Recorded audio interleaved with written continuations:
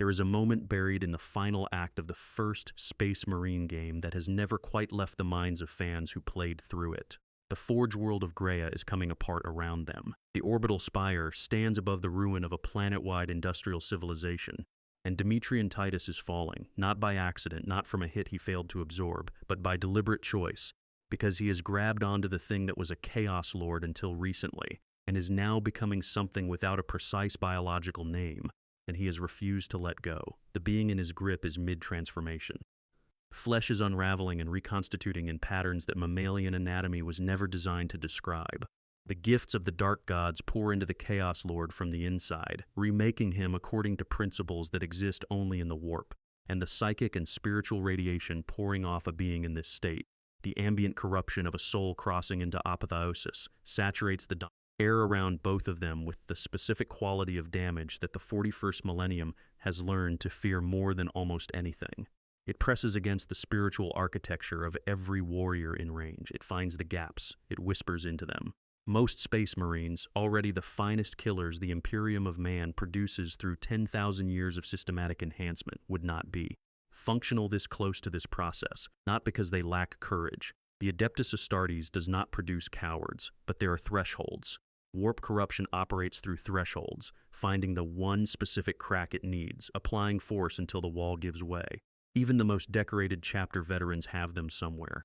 Titus doesn't appear to have one. He keeps swinging. His armored hands close around the skull of the creature that was becoming a god, and in freefall above the ruins of an industrial world, he ends it. That image has sat in the minds of Warhammer fans since 2011, and with Space Marine 2 having added an entire campaign's worth of further feats. Tyranid invasions at apocalyptic scale, 1,000 sun sorcerers, greater demons, and with Games Workshop having formally promoted Titus to captain, and Warden of Ultramar in the 500 Worlds narrative expansion announced at the end of 2025 and rolling out through 2026, the question that the first game generated has never been more pressing, more satisfying, or more worth spending real time on. Just how strong is Captain Demetrian Titus? Settle in. We are going to do this properly. Part 1. The boy from Tyranids, the foundation before the enhancement every Space Marine began as a child. This is genuinely easy to forget when you are watching an Astartes move through a war zone. The 8-foot engineering project in ceramite and steel, hands around weapons that could kill vehicles, moving through environments that kill ordinary people, simply by having the wrong atmosphere or the wrong occupants. But the process starts with a human boy, some world, some community, and then the chapter's attention falls on one specific child and everything changes. Demetrian Titus was born on Tyranids, an agricultural world in the 500 worlds of Ultramar. Its function in the Imperium's economic architecture is growing food, fields extending to every horizon, communities organized around harvests and seasons and the rhythms of cultivation.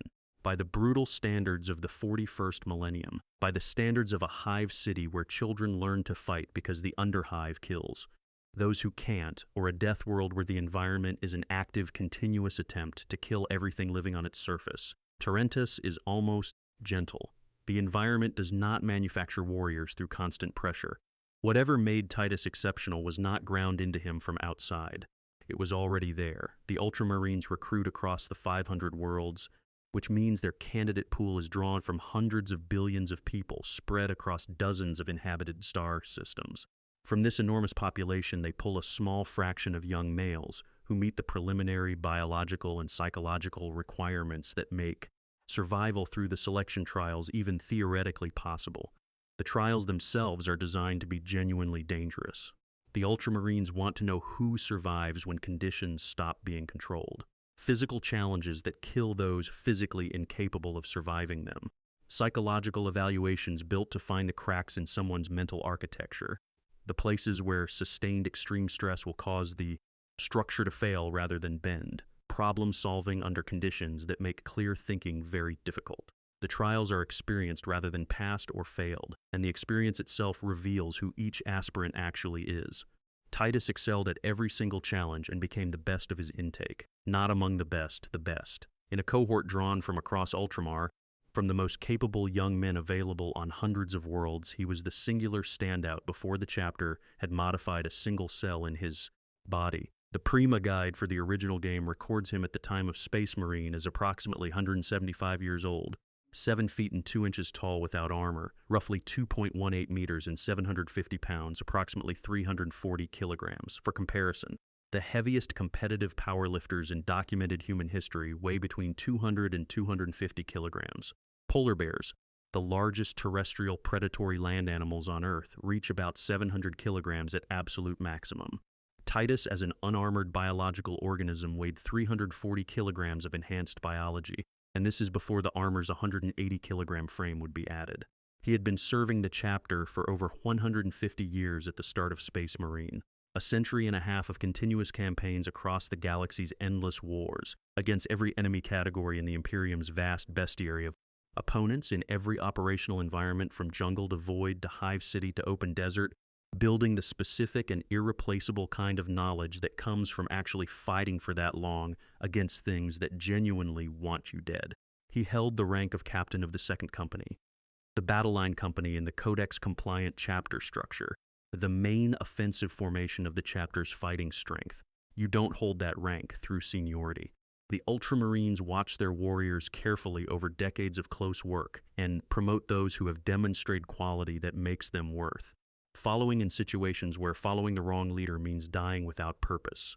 At 175 years as Second Company captain, Titus was at the absolute developed peak of what a firstborn Ultramarine becomes after generations of selection and continuous operational experience. He was, before any of the extraordinary events we're here to discuss, already one of the finest warriors in one of the finest chapters in the Imperium. Drop a comment right now telling me where in the world you're watching from and what time it is. I genuinely want to know where this reaches. And if you haven't subscribed, there's no better moment. This only gets deeper from here. Part 2. The complete architecture. Every organ, every edge understanding the strength of Titus requires going through the actual mechanical detail of what gene seed enhancement does to a human body, because the broad strokes lose the specificity that makes individual feats comprehensible. Let's walk through it properly. Gene seed is the collective term for the genetic information, encoded in specialized tissue, that enables the standard firstborn organs to be cultured and implanted into aspirants. The genetic templates for these organs derive from the Primarchs, the Emperor's demigod sons, each an expression of some facet of the Emperor's own nature made biological. For Titus and every Ultramarine, that template flows from Roboot Gilliman, whose gene seed is the most stable and least mutation-prone of all the first founding gene seeds, which is why 2/3 of all Space Marine chapters in the 41st millennium ultimately descend from Gilliman's genetic heritage. The secondary heart is the first organ, implanted alongside the existing heart to dramatically increase total circulatory pumping capacity. More oxygen and nutrients delivered to muscles per unit time, faster removal of metabolic waste products, and critically, redundancy. If a Marine's primary heart takes damage, the secondary takes over. A wound that is immediately and certainly fatal for any unaugmented human that destroys the heart does not necessarily kill a Space Marine. In combat environments where bolt rounds that explode inside the target and directed energy weapons and melee weapons capable of penetrating power armor are the common tools of opponents, this redundancy is not a marginal advantage. The os modula drives dramatic skeletal development over several years. The bones lengthen, thicken, become more broadly framed. A boy of average height enters this developmental phase and emerges years later at 7 feet or above. And the os modula integrates ceramite into the bone matrix itself, the same synthetic material used in power armor, specifically selected for its resistance to kinetic impact, temperature extremes, and weapons effects. The skeleton of an Astartes is partially ceramic. Their bones do not behave like mammalian bone under stress. The kind of impact that shatters a normal human's arm bone will frequently fail to accomplish anything against an Astartes' limb. The biscopia is a small glandular organ implanted in the chest cavity that produces and regulates the hormonal environment driving muscle development throughout the entire body. The results cannot be produced through any combination of training and pharmaceutical intervention available in the real world. More fibers, greater cross-sectional area, a composition calibrated for both maximum force output and sustained endurance rather than trading. One for the other, as natural muscle development tends to do. The musculature of a mature Astartes exists in a completely different biological category from human muscle, driven by a hormonal environment that no natural organism produces. The hemastamen modifies the blood chemistry, increasing oxygen carrying capacity per unit volume and providing biochemical coordination between the second and third organs. The efficiency of the entire circulatory system rises. Every muscle receives better fuel delivery and faster waste clearance than any normal biology provides.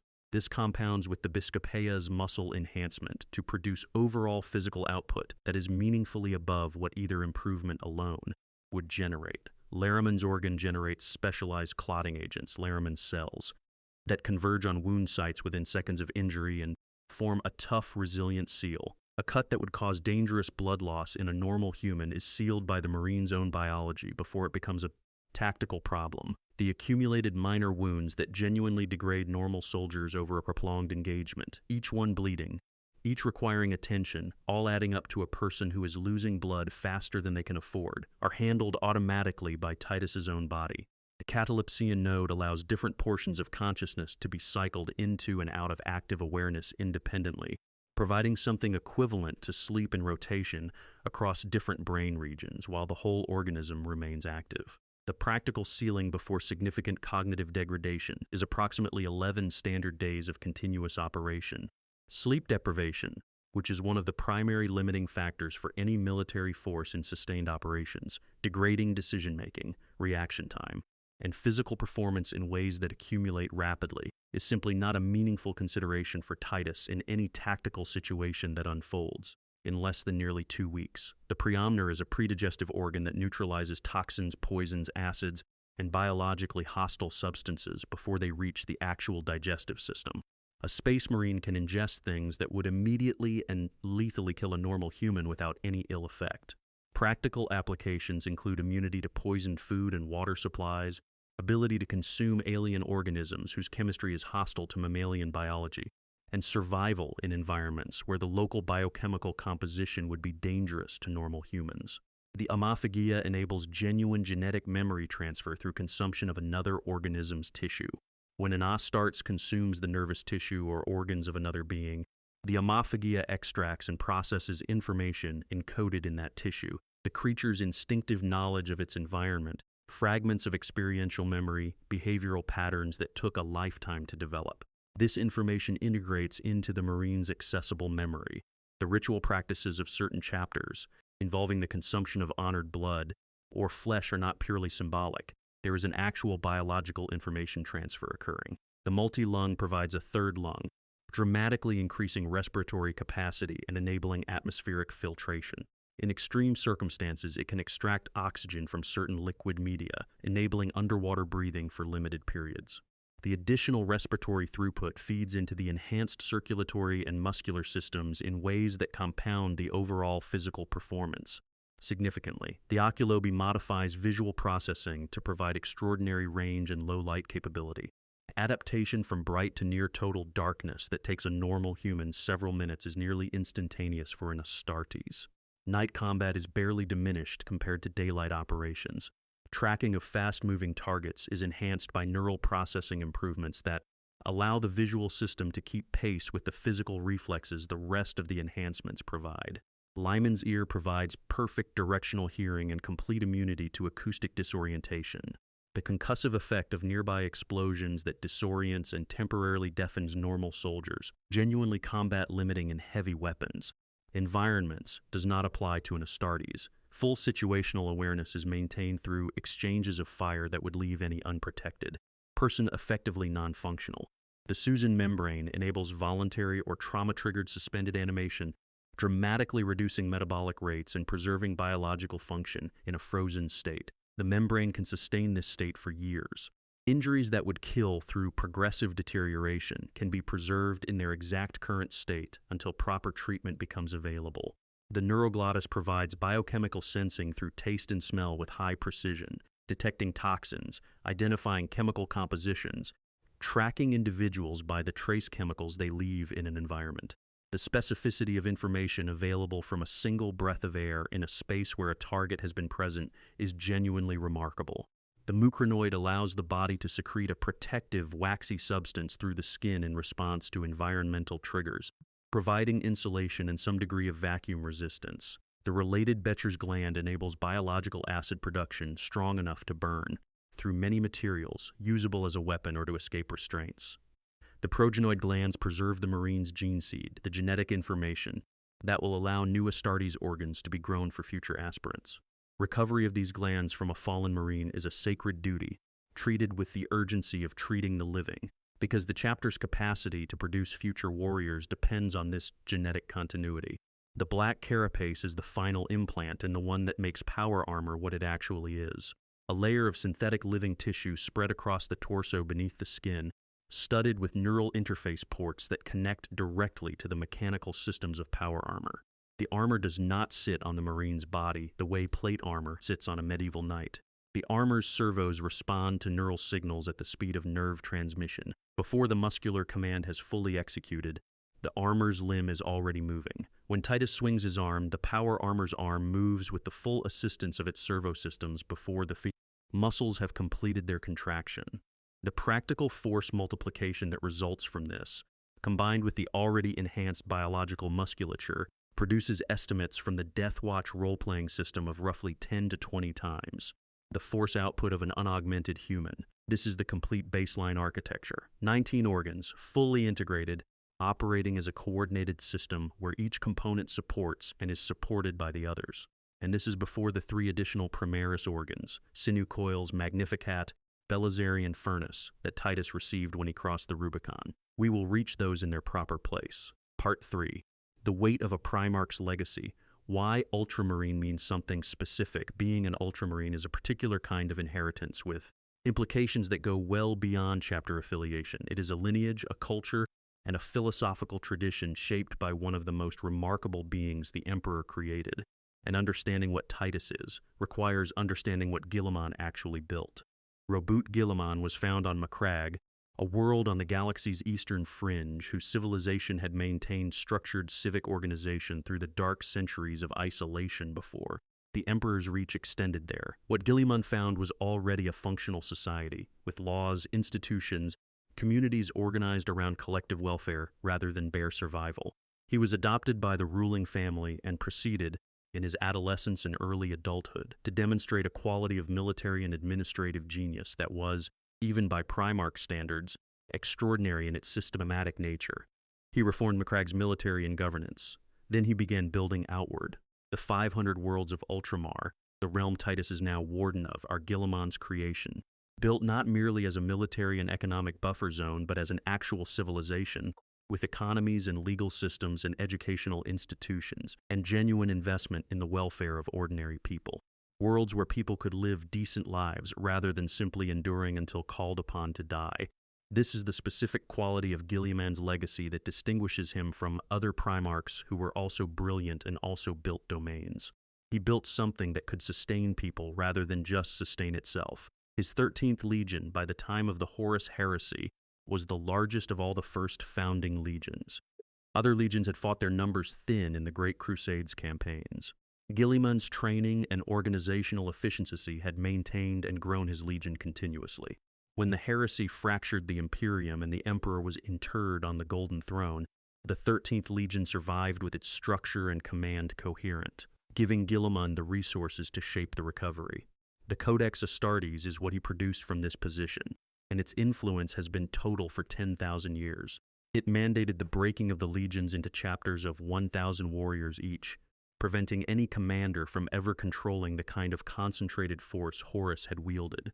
It established organizational standards, tactical doctrines, equipment tables, chain of command structures, and a philosophical framework for what Space Marine service means.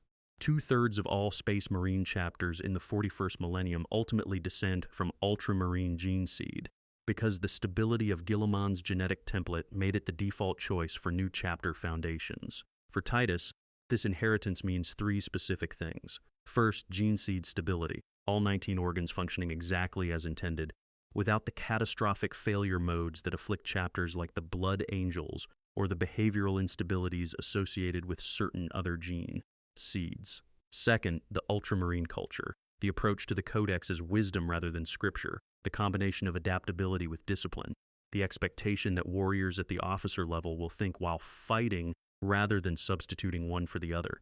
Third, the direct intellectual connection to Guilliman's specific way of approaching problems.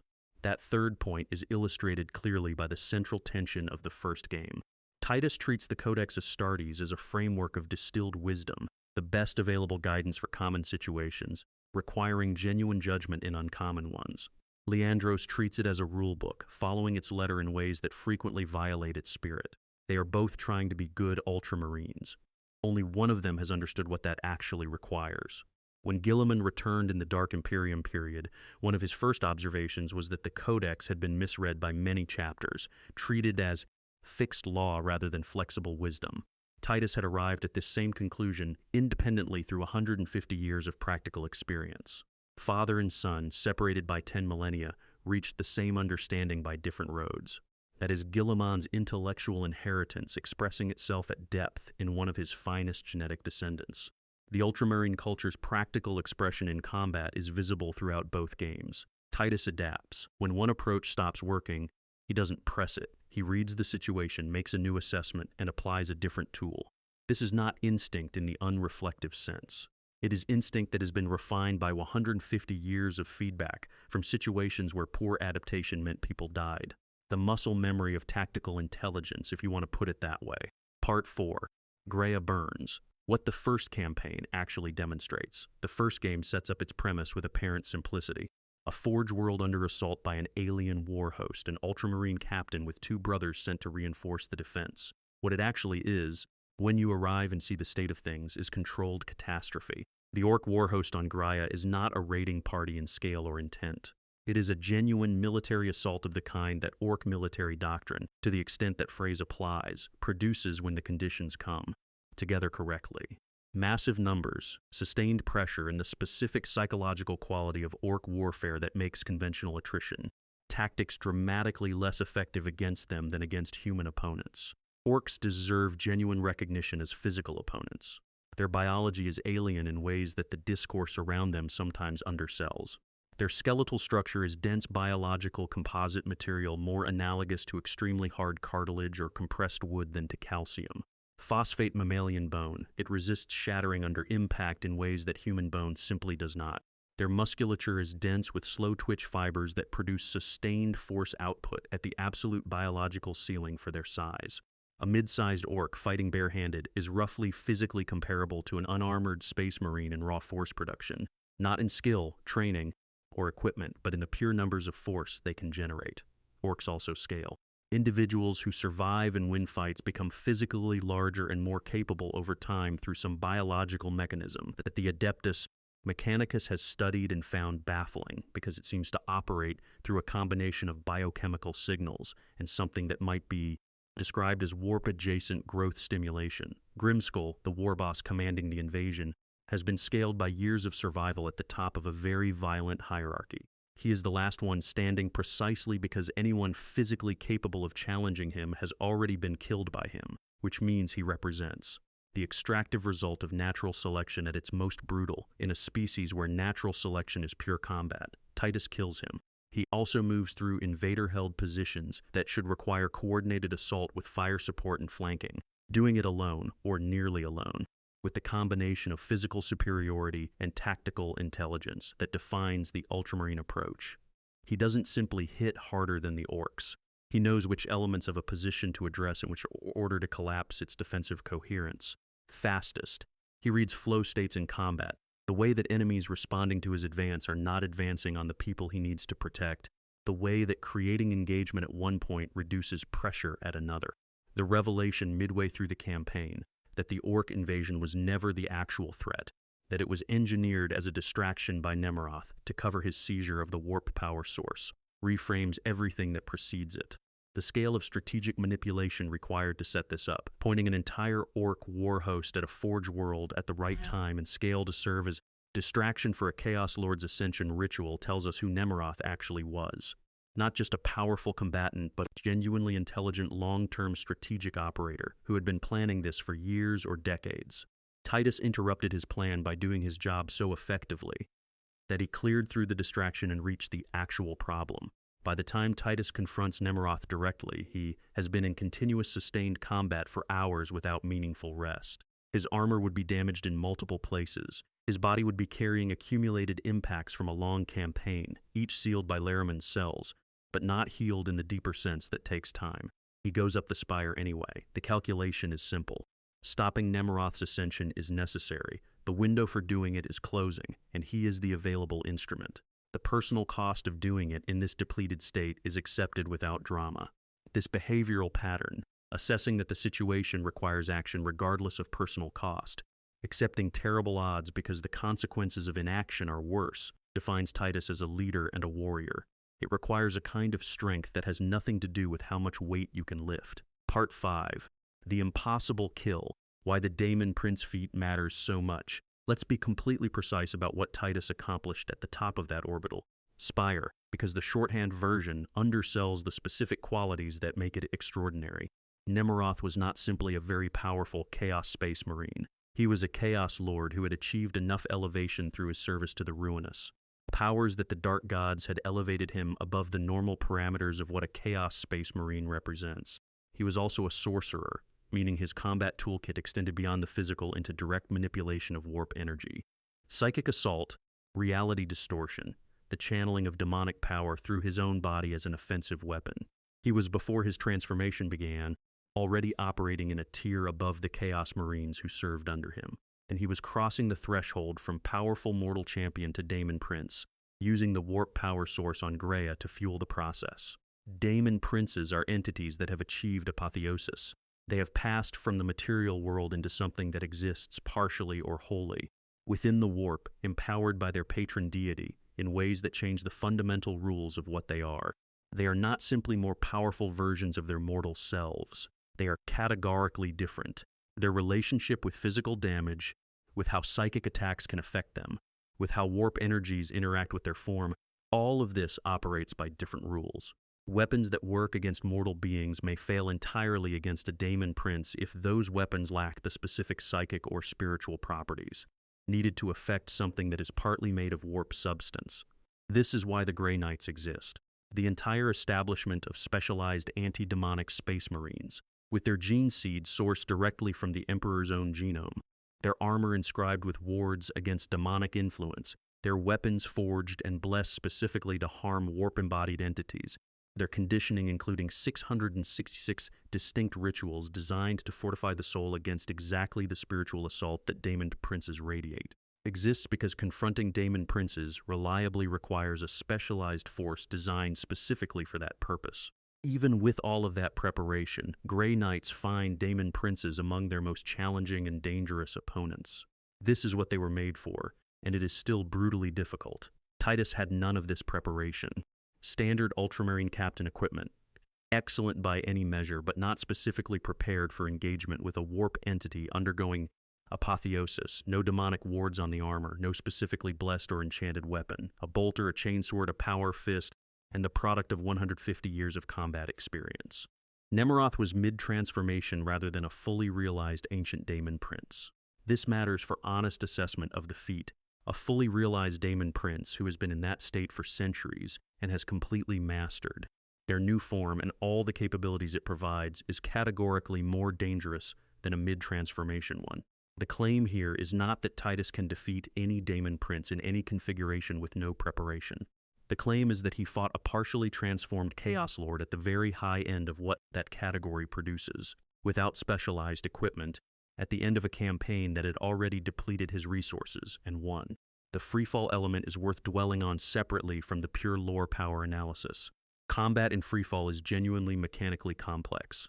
You cannot brace. You cannot use the ground for leverage. Your ability to direct force is limited by what air resistance and body positioning can accomplish. Titus not only maintains combat effectiveness in this environment, but actively closes the distance to Nemeroth during the fall, which requires deliberately reducing your drag profile to accelerate toward a target that is also falling. He exchanges effective strikes in this environment, absorbs strikes that are partially infused with warp energy in return, and ultimately applies the focused, targeted force of a power fist to the skull of a being whose physical form is partially warp substance. The power fist's disruption field destabilizes molecular bonds on contact. It doesn't merely strike hard. It simultaneously makes the material it strikes structurally unstable at the point of impact. Combined with the force amplification of a Space Marine's servo-assisted arm and the enhanced musculature behind it, this is an impact that cannot be dismissed as insufficient. The question is only whether a blow of this nature can affect what it's aimed at. It demonstrably can. That it worked, that any of this worked, requires an explanation beyond simply, he was strong enough.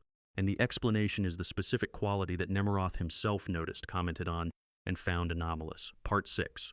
The Unbroken Soul. Everything the warp cannot do. When Nemeroth briefly incapacitates Titus with psychic force in an earlier encounter and uses the moment to speak to him directly, what he chooses to say is interesting. He doesn't simply threaten. He expresses something that, from a chaos sorcerer, reads almost like professional curiosity. He calls Titus's warp resistance peculiar.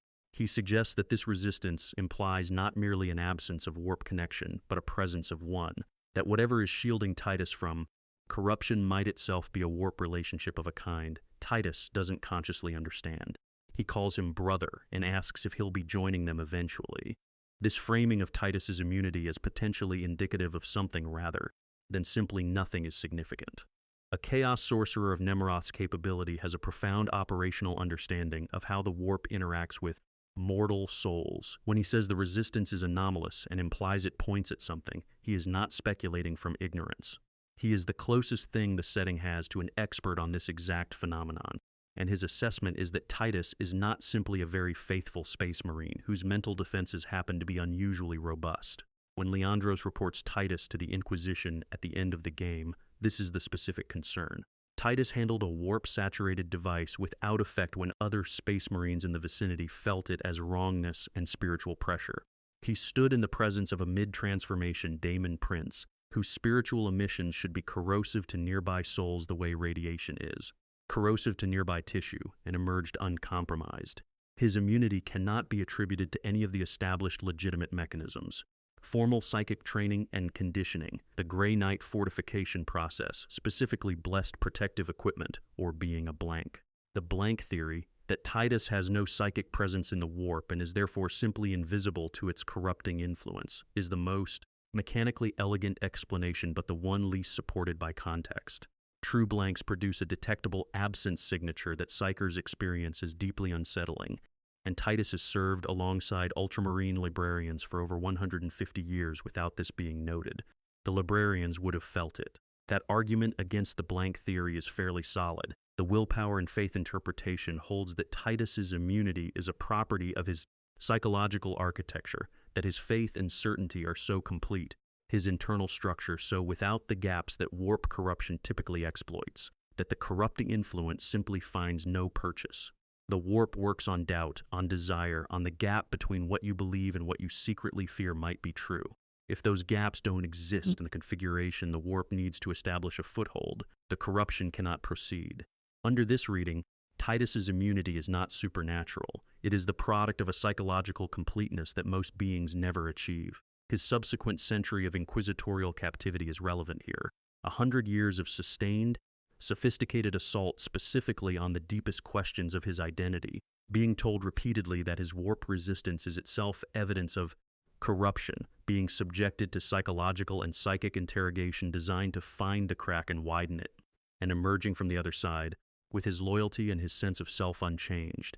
If the psychological foundation can survive that process intact, it likely explains the warp resistance as well, because both demonstrate the same underlying quality. The divine protection theory is the one with the most direct textual support across both games and the secret-level animated episode. In Space Marine 2, there is a moment when Titus is near death and hears something that functions as a divine presence, a voice framed in the language of the Emperor and Gilliman, urging him to rise and continue. If the Emperor, still active as a psychic presence despite his physical state on the Golden Throne, is specifically extending protection over Titus, then the warp resistance is not a property of Titus himself at all. It is a property of whoever is protecting him and why. This interpretation carries the most interesting narrative implications. It suggests that Titus matters at a cosmic level, that the specific combination of qualities he represents was noticed by an entity operating at cosmic scales, and that the protection extended to him is purposeful. The fact that the forces of Tzeentch, the chaos god of change and sorcery who perceives possible futures, are specifically interested in Titus amplifies this enormously. Tzeentch is paying attention to Demetrian Titus. That means Titus is appearing in future schemes that the god of change finds significant.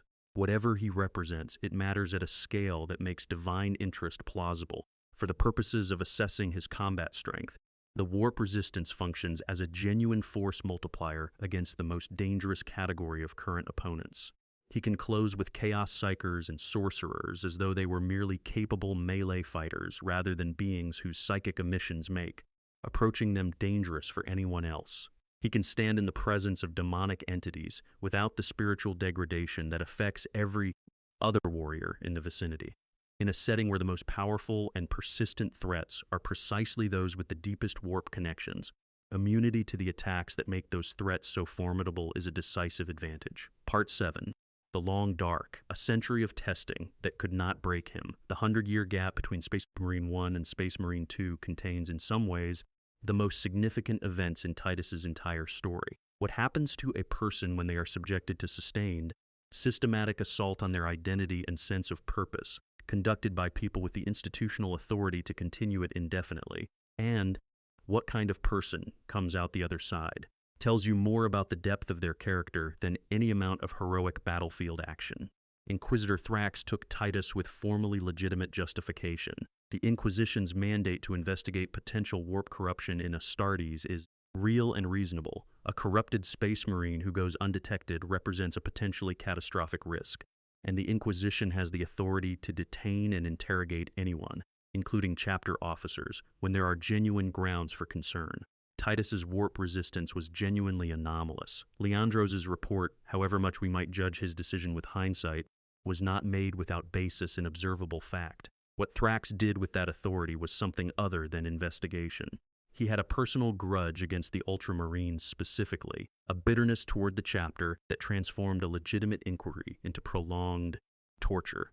The interrogation sessions combined physical violence with psychic probing in ways that went far beyond what any genuine investigation required. Each session produced the same result: no corruption, no taint, no evidence of demonic pact or warp-touched heritage.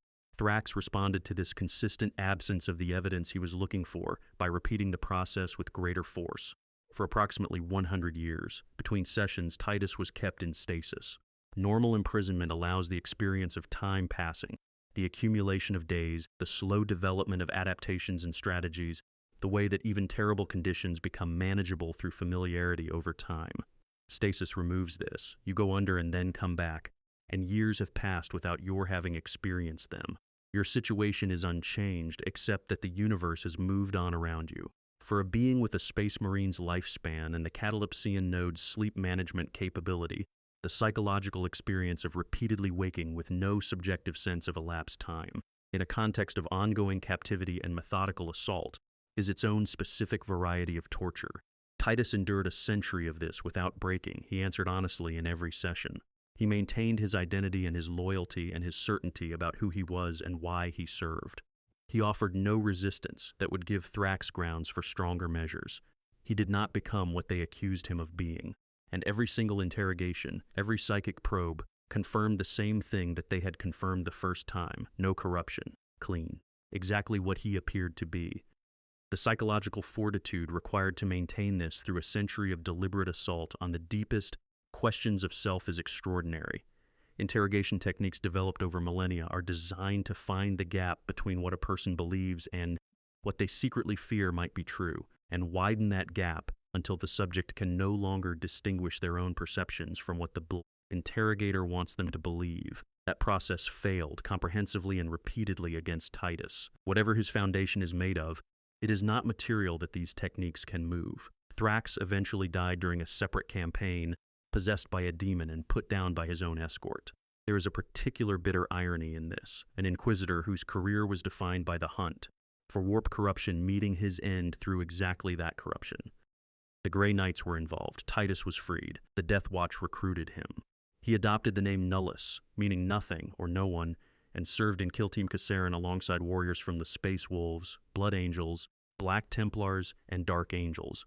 These are chapters with radically different cultures that are sometimes genuinely incompatible in their operating assumptions. Space Wolves organize around pack bonds and personal loyalty that can make integration into unfamiliar command structures challenging. Blood Angels carry the genetic burden of the Black Rage, which colors their psychology in ways that warriors from calmer traditions find difficult to predict. Black Templars are driven by a religious fervor so complete that it sometimes produces rigidity in contexts that require flexibility. Dark Angels carry institutional secrets that make them subtly guarded in ways that others working alongside them sometimes find unsettling. Titus navigated this environment. He served his long vigil without flagged failures or significant incidents. For a warrior who had just spent a century as an inquisitorial prisoner, the ability to function smoothly in a culturally complex small unit context suggests that the captivity had not diminished the qualities that made him effective. He remained himself, remained an ultramarine in his fundamental approach even without the chapter around him throughout the entire ordeal. The operation on Kadaku was the end of this phase. The kill team's mission to deploy a virus bomb via an orbital launcher succeeded in its objective. The survival rate was catastrophic. The entire team was lost except Titus, who killed a Carnifex in single combat while already significantly depleted from the operation's earlier engagements. A Carnifex is a living tank in the most literal possible sense. Multiple meters of chitin and bone and biological weaponry, bred through 1 billion years of Tyranid evolution to be a close combat platform for breaking fortifications and killing the hardest individual. Targets the swarm encounters. Its claws can punch through power armor. Its bulk can simply walk through obstacles that would stop lighter organisms. Killing one alone, without support, with a body already carrying accumulated damage from hours of continuous combat, required everything Titus had. He had exactly enough. He killed it, and then his biology reached its limit. His wounds were assessed as fatal. He was by any clinical measure dying, and he had apparently accepted this. He had given his life in service to the Emperor, precisely what he had committed to do when he took his oath as a battle brother. Chief Librarian Varro Tigurius, traveling in the same system with the Ultramarines' first company, felt a familiar soul dying through his psychic perception. He recognized it as Titus. The rescue was launched immediately. They reached him at the absolute edge of survivability. The only way forward was the Rubicon Primaris. Part 8. Crossing the threshold, what the Primaris transformation made of him. The Rubicon Primaris is presented in the lore with appropriate gravity because it genuinely deserves it. It is not a routine upgrade applied to capable warriors. It is a gamble taken when the alternative is certain death, which is why it is rarely undertaken voluntarily. Most warriors who cross the Rubicon do so in circumstances where the question of their survival has already been decided and the Rubicon is the narrow option against the guaranteed one. The procedure involves adding 3 additional organs to a body that has already been operating with 19 fully integrated ones for decades or centuries. The firstborn body has built itself around those 19 organs over its entire existence. Neural pathways developed in relation to them. Hormonal feedback loops calibrated to their output. The immune system conditioned to accept them as self. Adding new organs to this established system requires the body to reconfigure relationships that have been stable for a very long time. The potential for catastrophic rejection is high. The surgery is invasive in ways that strain description. Most attempts at this procedure on non-critical firstborn Marines fail, which is why it was, for years after the Primaris introduction, restricted to those for whom the alternative was death. Titus underwent this procedure while his body was in critical failure from Carnifex injuries. The apothecaries performed surgery on a patient whose baseline condition was already catastrophic, adding a process that would stress a healthy firstborn body to its breaking point. That Titus survived speaks to a quality of his fundamental physiology, that even at the threshold of clinical death, there was enough reserve capacity in his biology to process the additional trauma of the Rubicon procedure and come out the other side. The 3 Primaris organs work in different but complementary ways. The sinew coils thread metallic fibers throughout the muscles and connective tissue of the entire body. Their function is structural reinforcement of the tendons, ligaments, and junction points between muscles and bones, the connective tissue that transmits muscular force to the skeleton. One of the fundamental mechanical limitations in any biological strength system is that connective tissue can fail under the forces that very powerful muscles can generate. Highly trained human athletes occasionally damage their own joints through muscular overexertion. A space marine with Biscopia-enhanced musculature operating at full output could theoretically exceed what even its osmotica-reinforced tendons can safely handle without the sinew coils. The coils remove this ceiling. A Primaris marine can hit as hard as their muscles are physically capable of, making them hit without the connective tissue being the limiting factor. The Magnificat amplifies the effects of the existing Biscopia and osmotula triggering another round of growth and development in the bone and muscle systems. The visual result is immediately apparent.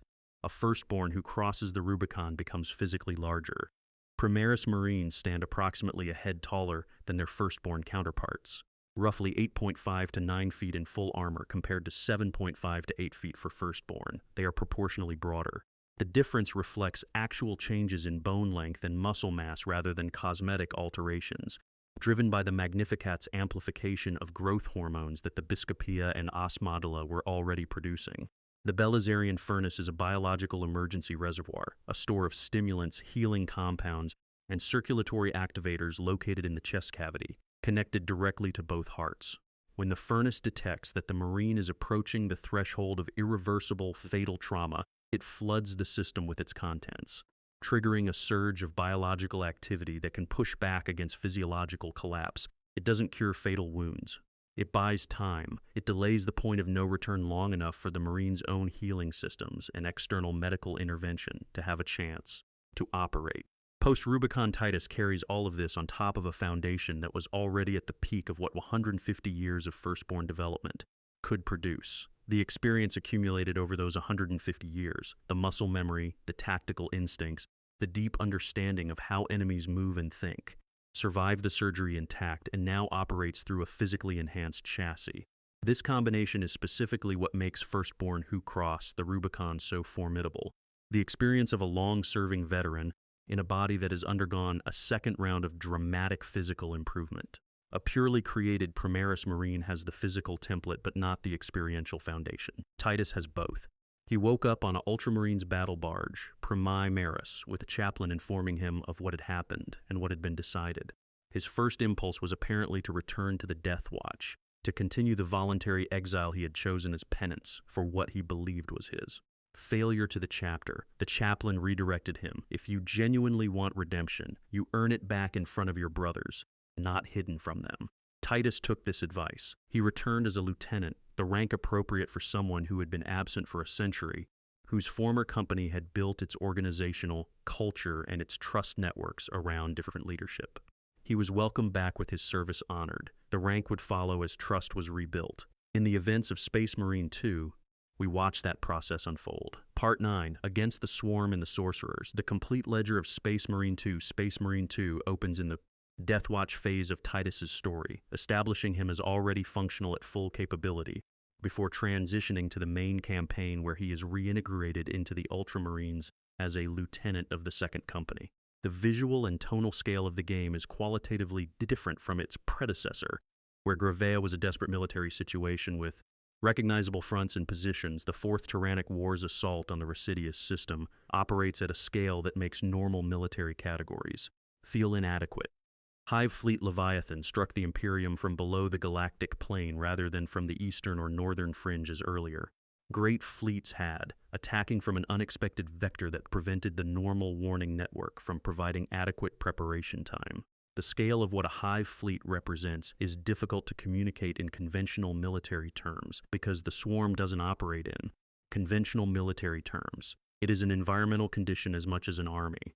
A living tide that consumes everything organic it encounters, reproduces using that biomass, and adapts to whatever resists it at a rate that makes the normal cycle of developing effective countermeasures and deploying them meaningfully feel perpetually behind. The individual Tyranid bioforms Titus engages across the campaign represent a wide range of the Hive fleet's arsenal. Hormagaunts flood the ground in numbers that make individual combat analysis meaningless. They are not soldiers following individual tactical orders. They are extensions of the Hive Minds while executing behavioral programs that produce effective swarm behavior without individual intelligence. Their speed and numbers are their weapon. A Space Marine facing enough Hormagaunts in open ground is fighting a living fluid that wants to drown him. Tyranid warriors, the synapse creatures that serve as close combat command nodes, are individually more dangerous and also multiply the effectiveness of nearby lesser organisms through their synaptic connection to the Hive Mind. Their destruction disrupts swarm coherence. Carnifexes, whose significance we have already established, appear repeatedly. Hive Tyrants, the apex close combat synapse creatures, large and heavily armored and armed with biological weapons of considerable power, are present in the campaign. The Thousand Suns intrusion, which emerges as a second major threat in the campaign's middle sections, is a qualitatively different problem requiring different responses. Where the Tyranids are threatening through overwhelming biological mass and ruthless adaptive efficiency, the Thousand Suns are dangerous through precision, sorcery, and the specific qualities of their corrupted heritage. Rubric Marines, the hollow, dust-filled armor suits animated by sorcery that form the core of the Thousand Suns' foot soldier strength, cannot be wounded through damage to their physical forms in the normal way because there is nothing biological inside them to wound. They are sustained by psychic power alone. Amura, the Thousand Sun Sorcerer Lord who serves as the primary Chaos antagonist, is a fully alive Chaos Space Marine of considerable accumulated power.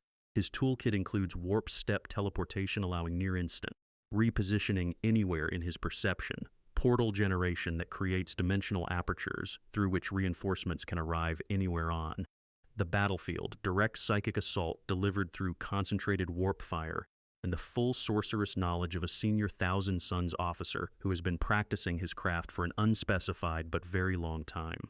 Fighting him means fighting someone who can be anywhere at any moment, who can reshape the tactical environment through his portal work, and who can hit at range with power that doesn't merely damage physically but corrodes spiritually. For anyone except Titus, the spiritual corrosion aspect of fighting Amora would be a genuine second front, managing the psychic pressure of being in extended proximity to a warp-saturated Thousand Sun sorcerer while also managing the physical demands of fighting him. For Titus, this dimension is absent. He fights Amura as though the sorcerer were a highly capable melee and teleportation-enabled combatant, full stop. The entire spiritual warfare dimension of the engagement is simply not a factor against him. Titus kills Amura. He destroys the chaos power source that the Thousand Suns were attempting to use. He contributes to the defeat of a Lord of Change, a greater daemon of Cinch, one of the most powerful demonic entities in the setting, enormous bird-like beings of warp substance whose psychic capability is vast and whose destruction the lore explicitly treats as a campaign level, achievement requiring sustained combined effort. Titus was there doing his part in a fight against a category of entity that chapters plan entire operations around confronting. The accumulated weight of what he does across both campaigns is extraordinary when laid out in sequence. Grimskull, an orc war boss commanding a serious invasion force. Nemeroth, a chaos lord mid-transformation into a daemon prince. A century of inquisitorial torture without breaking. A Carnifex solo while critically depleted. The Rubicon Primaris surgery from clinical death. An exalted sorcerer of the Thousand Suns, contribution to destroying a greater daemon of Siench. Each of these individually would constitute the career-defining achievement of any Astartes who accomplished it. Titus has all of them and is still going. Part 10. By any fair comparison, the field of the notable, the power scale of Warhammer 40, spans enormous range and resists precise hierarchical placement because the setting deliberately uses contextual threat rather than hard power. Levels which produces richer narrative but less clean analysis. We can, however, establish meaningful reference points and place Titus relative to them honestly.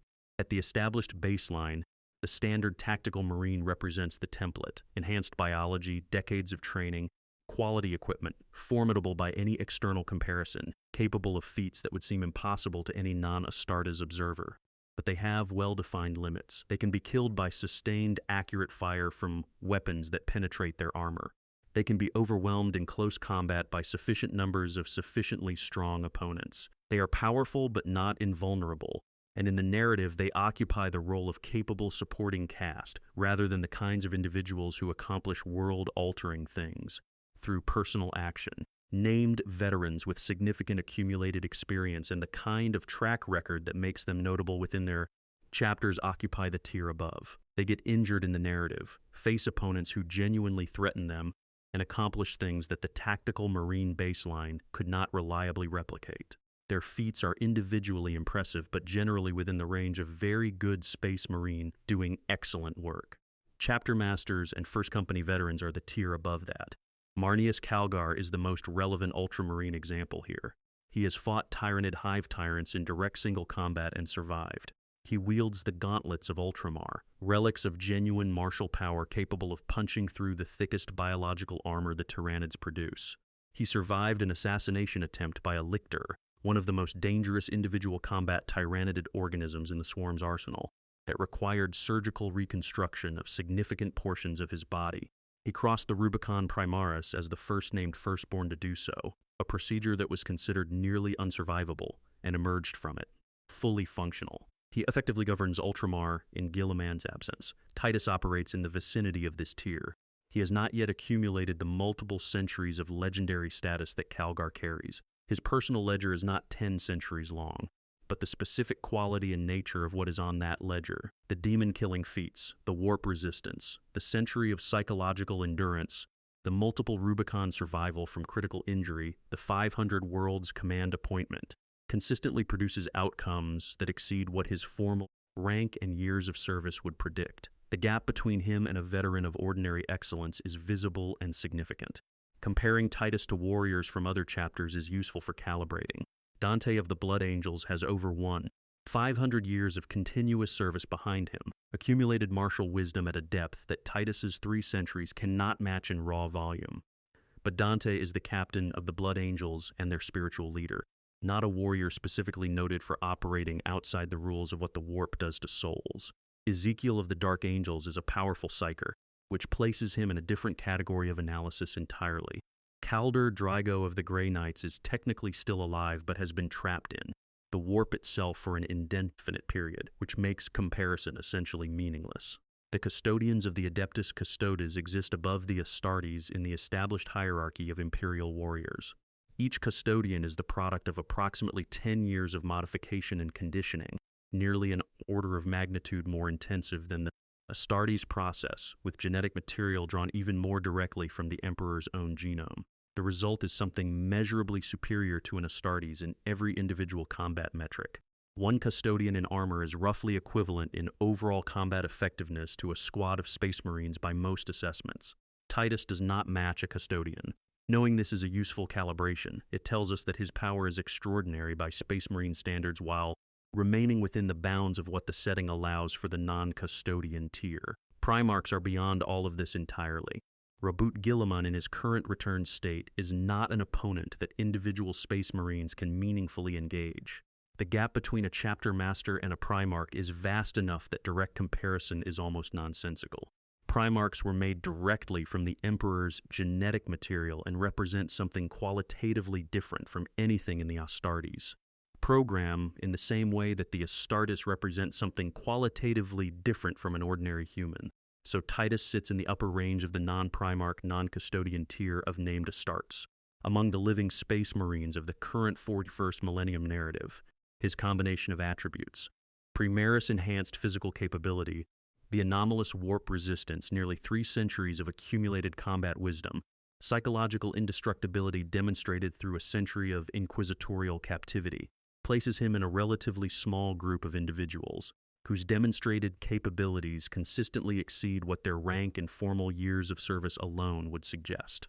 He is not the strongest Space Marine who has ever lived. He is, however, genuinely exceptional even by the elevated standards of the most accomplished currently active Astartes. Part 11. The Warden's Charge. What the 500 Worlds actually means, the formal recognition that Games Workshop extended to Titus with the 500 Worlds. Titus narrative expansion is, in the context of the company's relationship with its multimedia properties, genuinely unprecedented. Games Workshop has historically been conservative about integrating characters from video games into the mainline tabletop setting in prominent roles.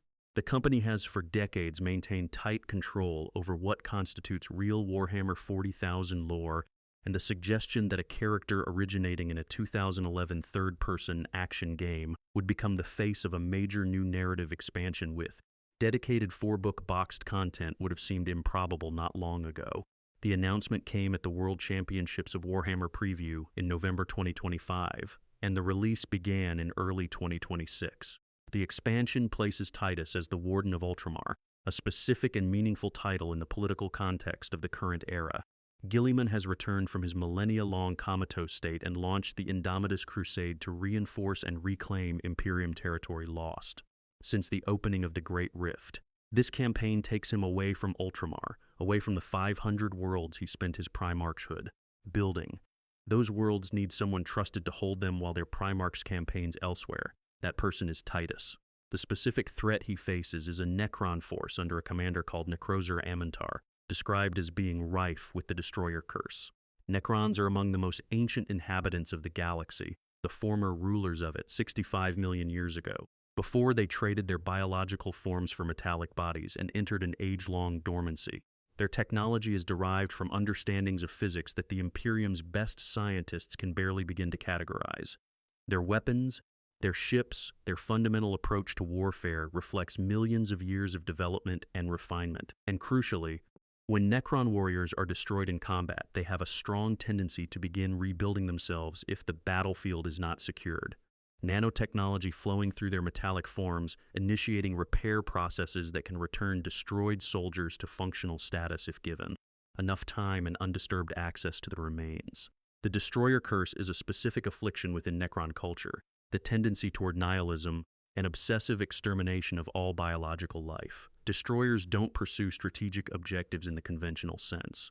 They pursue elimination of living things as an end in itself, pressing attacks past the point of strategic rationality, incapable of the cost-benefit calculations that govern most military forces. This makes them dangerous in specific tactical situations because they cannot be deterred through the normal calculations of loss versus gain.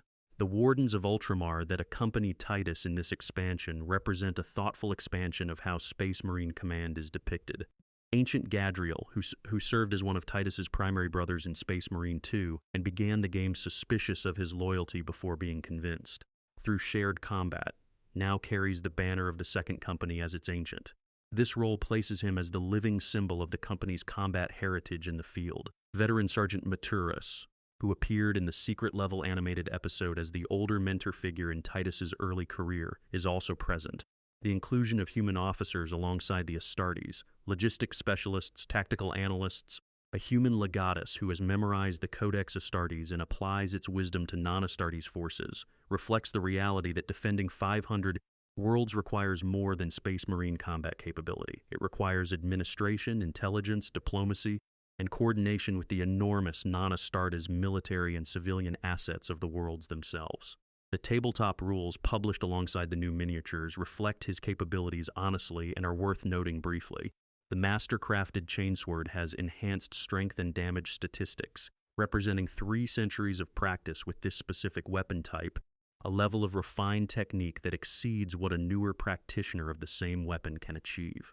The Iron Halo provides a 4+ invulnerable save that represents his warp resistance and the exceptional spiritual fortitude his entire career has demonstrated. The extra wound on his profile compared to a standard captain profile reflects the Belisarian Furnace's emergency capacity and the physical endurance he has demonstrated through situations that should have been definitively fatal.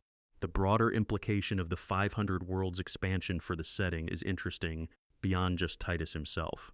It places emphasis on defending what already exists, the Ultramarian heartland, the civilization Guilliman built, rather than the outward-looking crusade narrative of the Indomitus.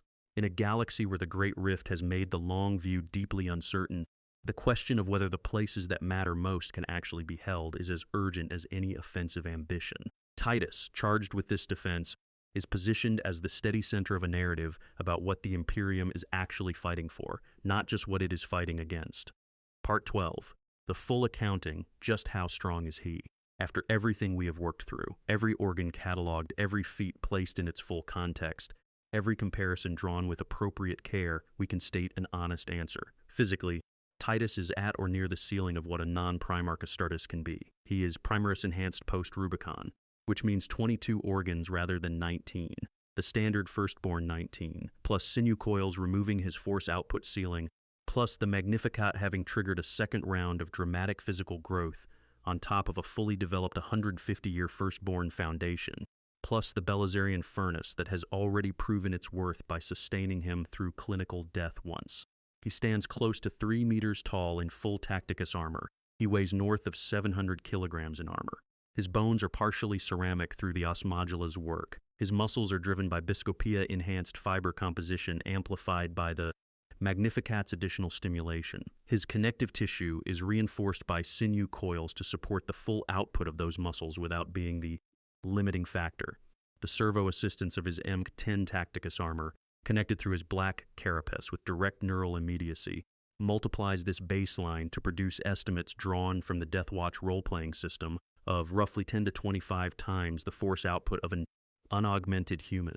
The wide range of that estimate reflects variability across different movement types and the natural uncertainty in translating narrative descriptions to mechanical figures. The lower end is certainly conservative. 3 centuries of combat experience shape how all of this physical capability is applied. The difference between raw power and effective combat power is technique, timing, judgment, and the intuitive read of dynamic situations that can only be built through sustained exposure to genuinely dangerous circumstances. Titus has this at extraordinary depth. His muscle memory for basic close combat movements is so thoroughly established that conscious articulation of the reasoning is not required. The reasoning is embedded in the physical intelligence that precedes language. His tactical reading of complex simultaneous threats has been refined through hundreds of engagements against every enemy type the galaxy produces. The warp resistance is the specific differentiator that makes him exceptional even within the small tier of named Astartes, with comparable physical capability. Most opponents who operate at the threat level Titus regularly faces draw significantly on warp-based capabilities. Chaos sorcerers, demon-allied forces, Tyranid synapse creatures whose link to the Hive Mind is a form of psychic connection.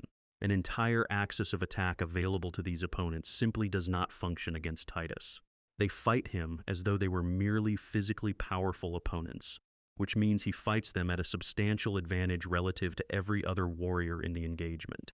The immunity is not passive. It reshapes the entire tactical situation in his favor whenever the enemy's primary threat vector involves warp-based mechanics. The psychological indestructibility, demonstrated through a century of professional assault on his identity and loyalty, is its own form of strength that doesn't reduce to physical metrics. Physical capabilities degrade if the will driving them can be broken. Titus's will has been tested in the most direct possible way by people with the institutional authority and the professional expertise to make the test as comprehensive as possible, and it held. Whatever the source of this quality, the faith, the completeness of his certainty, the possible divine protection, it is real and it is relevant to assessing what he actually is. There are warriors in the setting who are stronger in specific dimensions, chapter masters with multiple centuries more experience, custodians who are simply above Astartes in the Imperium's hierarchy of engineered warriors, primarchs who are beyond meaningful comparison. But we are not asking whether Titus is stronger than Guilliman or whether he would defeat a custodian in single combat. We are asking where he sits in the field of the remarkable, and the answer the evidence supports is this: among the genuinely exceptional, among the small number of named Space Marines whose demonstrated capabilities consistently exceed what their formal rank and years of service alone would predict, among those who have earned attention at levels that go beyond the merely outstanding. The 500 Worlds assignment is the calibration point the lore itself provides. Robert Guilliman, who possesses one of the finest strategic minds the galaxy has produced and has access to the most capable warriors in the Imperium, assessed the available options for who should hold the 500 Worlds in his absence, and pointed at Demetrian Titus. This is not a task given to someone who is merely very capable. It is a task given to someone who is trusted, at the highest level, to protect the thing that matters most to the Primarch who is managing the Imperium's grand strategy. Guilliman knows what this requires. He made the choice. That judgment is itself an answer. How strong is Titus? Strong enough to kill a being mid-transformation into a god with his bare hands. Strong enough to emerge from a century of torture with his identity intact. Strong enough to survive clinical death through one of the most dangerous surgical procedures in the Imperium. Strong enough to be given the defense of 500 worlds by the most thoughtful Primarch who ever lived. Strong enough that entities operating at cosmic scales, both those who serve the Emperor and those who oppose him, are paying attention. In a universe where strength is the minimum price of continued existence, Demetrian Titus has been paying considerably more than the minimum for 3 centuries. And based on the trajectory of his story, the still open question of his warp resistance, the formal recognition of his place in the setting's ongoing narrative, the scale of responsibility he now carries, the account is not yet closed. The galaxy still needs what he brings to it, and based on everything we have examined today, what he brings is something that the galaxy is genuinely fortunate to have on the right side of the great war that defines its age. That covers everything for today, and we went deep. the full arc of Titus's story, from a boy on an agricultural world in Ultramar to the warden of 500 worlds defending them in the absence of a Primarch, is one of the most complete and compelling character journeys in the current era of Warhammer 40,000 fiction. We covered the biology, the philosophy, the campaigns, the feats, the mysteries. Every piece contributes to the picture. The warp resistance question, in particular, feels like something the 500 worlds story, and whatever comes after is going to continue building toward.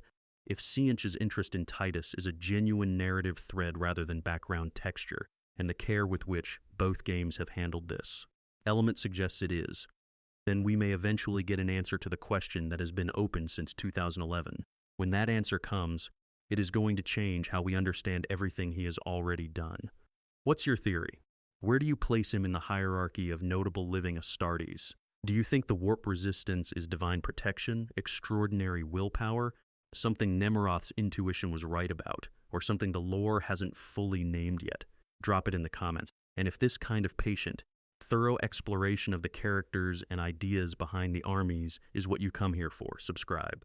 The 41st millennium has no shortage of stories worth telling in depth, and we are just getting started. For the Emperor, for Ultramar. End of script extended analysis, the physical calculus, numbers behind the myth when we talk about how strong Titus is. The conversation tends to stay at the level of dramatic moments and narrative weight.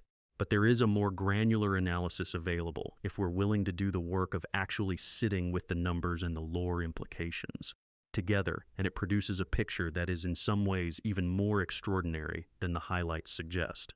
Let's start with the purely physical baseline and build upward from there. A standard firstborn Astartes with all 19 organs fully mature and integrated is, by the estimates derived from the Deathwatch role-playing game and the various codex descriptions across the game's different editions, operating at roughly 10 times the muscular force output of an unaugmented human baseline when suited in power armor. Some descriptions push this higher, to 15 or 20 times in specific contexts, particularly where the power armor's servo assistance is providing maximum amplification rather than its standard operating contribution. The range in these estimates reflects genuine variability based on armor mark, calibration, the specific movement being assessed, and the difference between peak output and sustained operational output. Now layer onto this the specific additions the Magnificat provides when a firstborn crosses the Rubicon Primaris. The Magnificat amplifies the existing Biscopia and Osmodula, the muscle growth and skeletal development organs, triggering a second round of growth that increases bone mass, muscle mass, and overall physical dimensions. The visible result is the head taller, proportionally broader Primaris Marine compared to firstborn. The functional result is that the force multiplication of a suited Primaris Marine is estimated to run above the firstborn baseline across every physical metric. Not dramatically. Primaris Marines are enhanced Astartes, not a completely different tier, but meaningfully. Then add the sinew coils. This is the specific Primaris organ that most directly affects raw force output ceiling.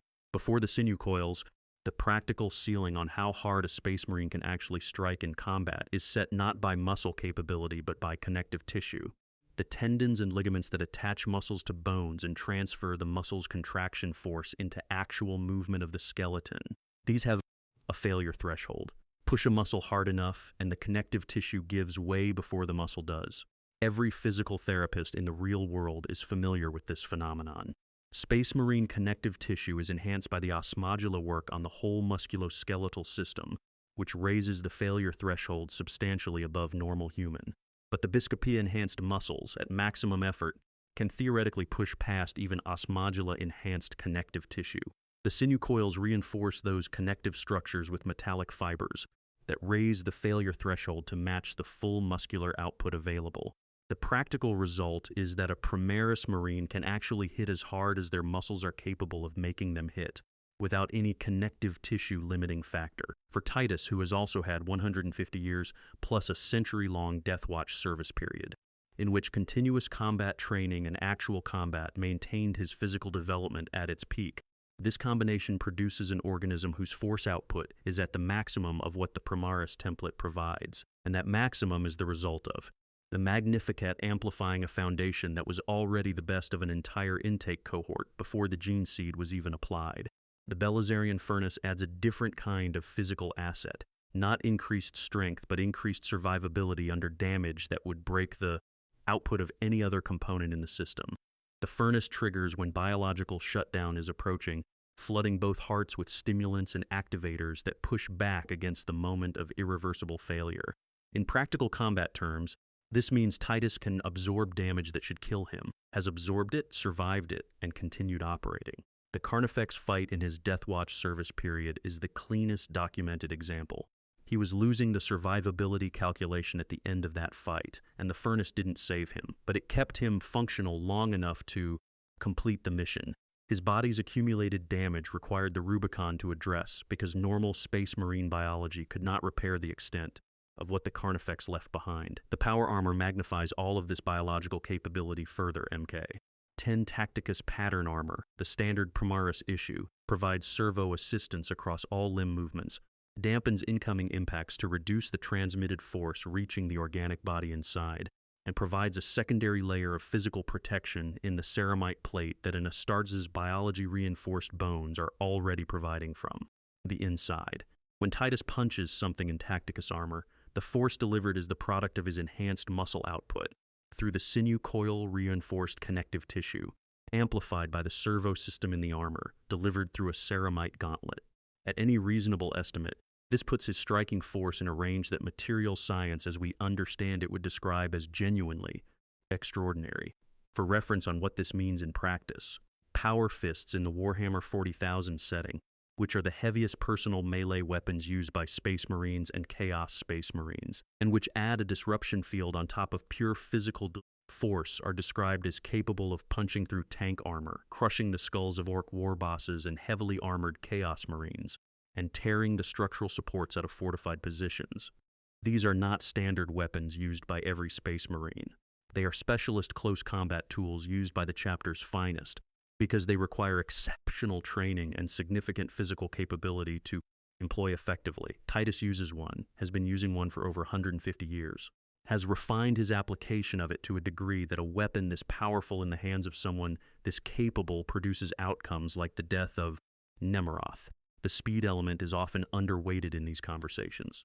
Raw strength means less without the ability to deliver it at the right moment and against the right target. Space Marine reflexes, enhanced by the Oculobi's visual processing improvements, the Lyman's ear's spatial awareness, and the direct neural interface with the power armor that means the armor moves before the muscular command has fully executed, put the reaction, time available for combat decisions into a range that creates genuine problems for opponents who are themselves fast. Fighting Titus is not just about enduring his strength. It is about finding a way to achieve any offensive effect against someone who is fast enough to be where the attack isn't by the time it arrives. Extended analysis, the psychological component, what cannot be broken, the physical analysis, matters. The numbers and the organs and the servo systems all matter. But there is a dimension of Titus's capability that doesn't show up in any physical metric, and it is probably the most important one for understanding what he actually accomplishes. Consider what the century of inquisitorial captivity was actually designed to do, and what it failed to do. Thrax's interrogation sessions were not merely physical torture, though they were that. Psychic interrogation, conducted by trained inquisitorial operatives over months and years, is specifically designed to access the parts of a person's mind that they cannot consciously control. A skilled psychic interrogator is not waiting for the subject to voluntarily provide answers. They are reaching into the subject's mental architecture and reading what is actually there, the genuine beliefs, the actual fears, the real desires that may differ significantly from what the conscious mind would choose to present.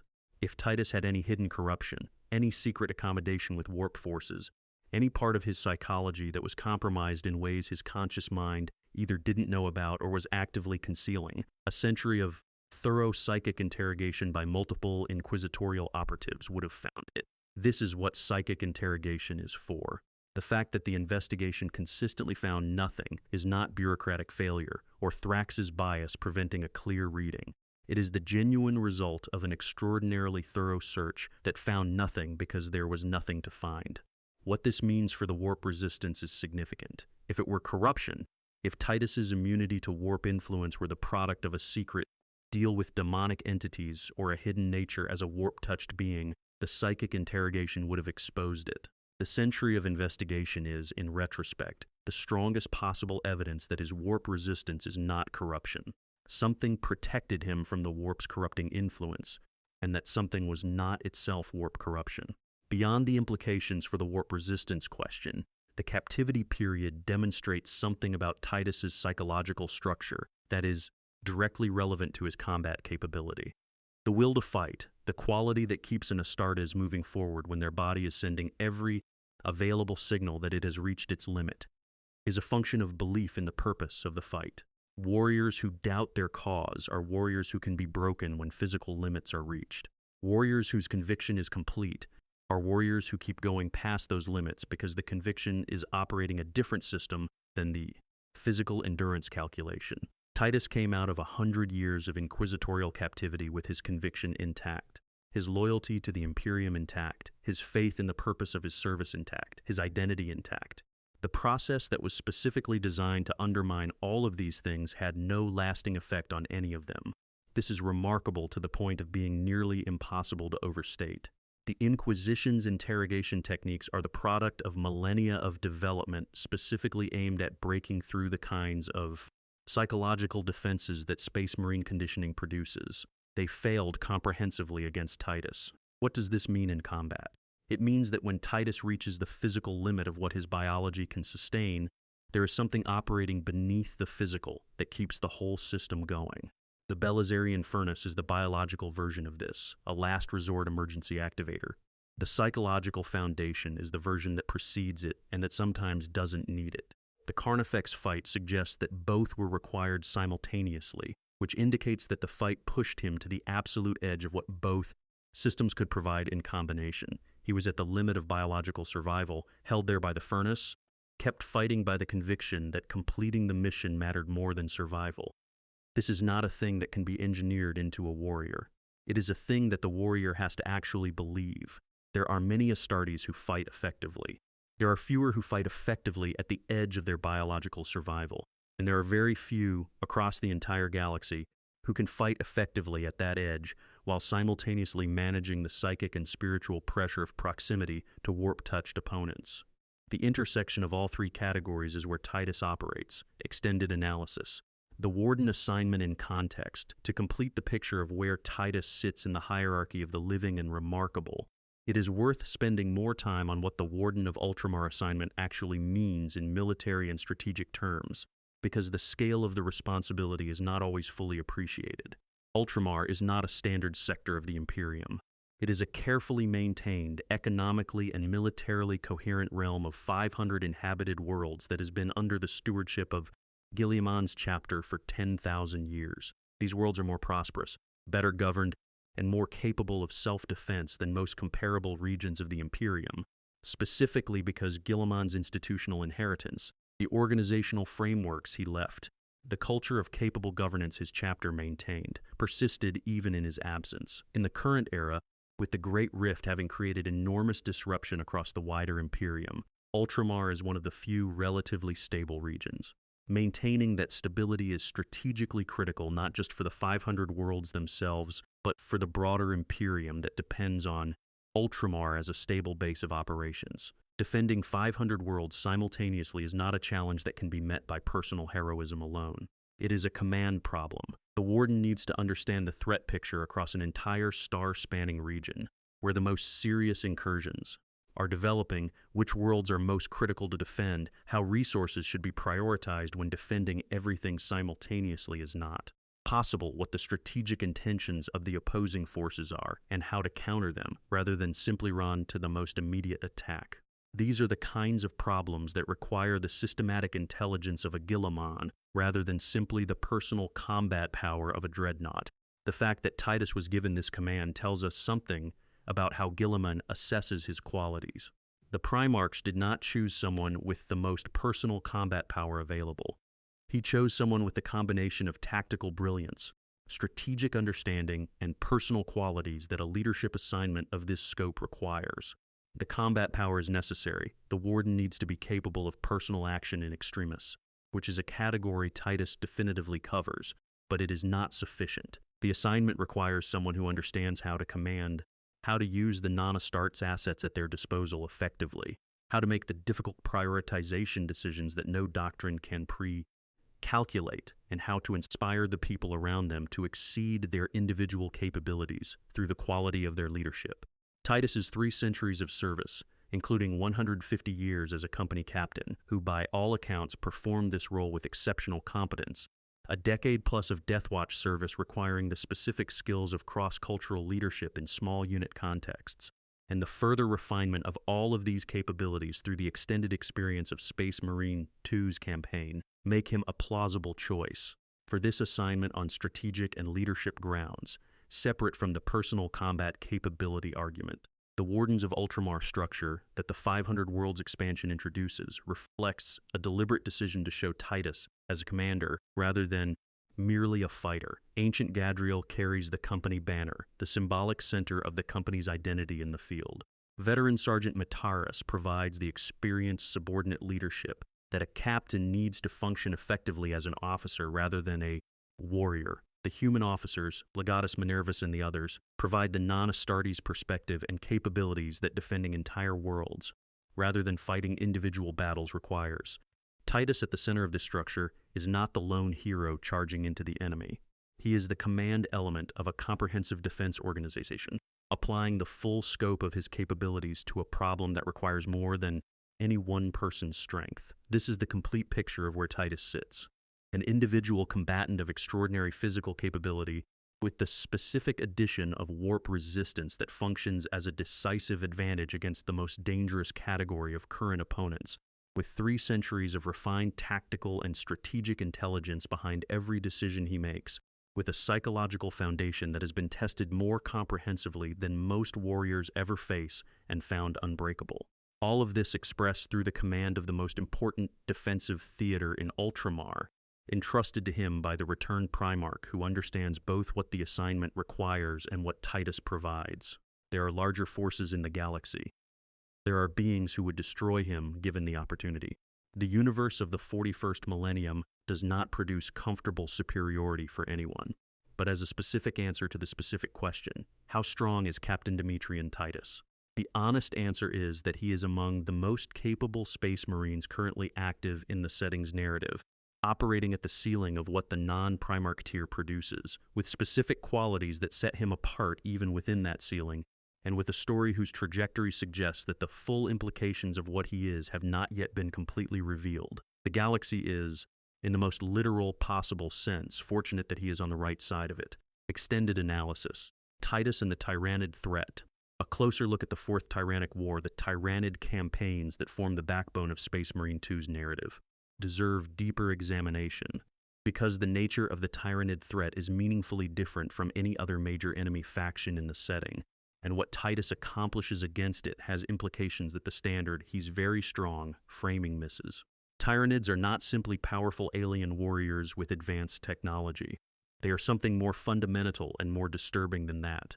They are an extragalactic predator species that has been evolving for an unspecified but enormous span of time around a single purpose: the consumption of biomass and the reproduction of the swarm. Every individual organism in a Tyranid invasion force is a purpose-built biological weapon, the product of 1 billion years of directed genetic engineering by an intelligence, the Hive Mind, that operates at scales human or even Primarch's cognition cannot fully model. The smallest significant Tyranid bioform, a Hormigaunt, is roughly the size of a large dog and moves at speeds that challenge even Space Marine reaction times in numbers, possessing organic blades at the end of its limbs that can punch through power armor with enough force and enough angles of attack arriving simultaneously, and that is the smallest thing the swarm routinely deploys. What makes the Tyranid invasion specifically challenging for even the finest Astartes warriors is not any individual bioform's capability, but the nature of the swarm as a system. The Hive Mind coordinates every individual organism through a psychic network, the synaptic connection that links every Tyranid to the central intelligence driving the invasion. This means the swarm doesn't think at the individual level. It doesn't have individual soldiers making individual decisions that can be disrupted by killing leaders or creating confusion in the command structure.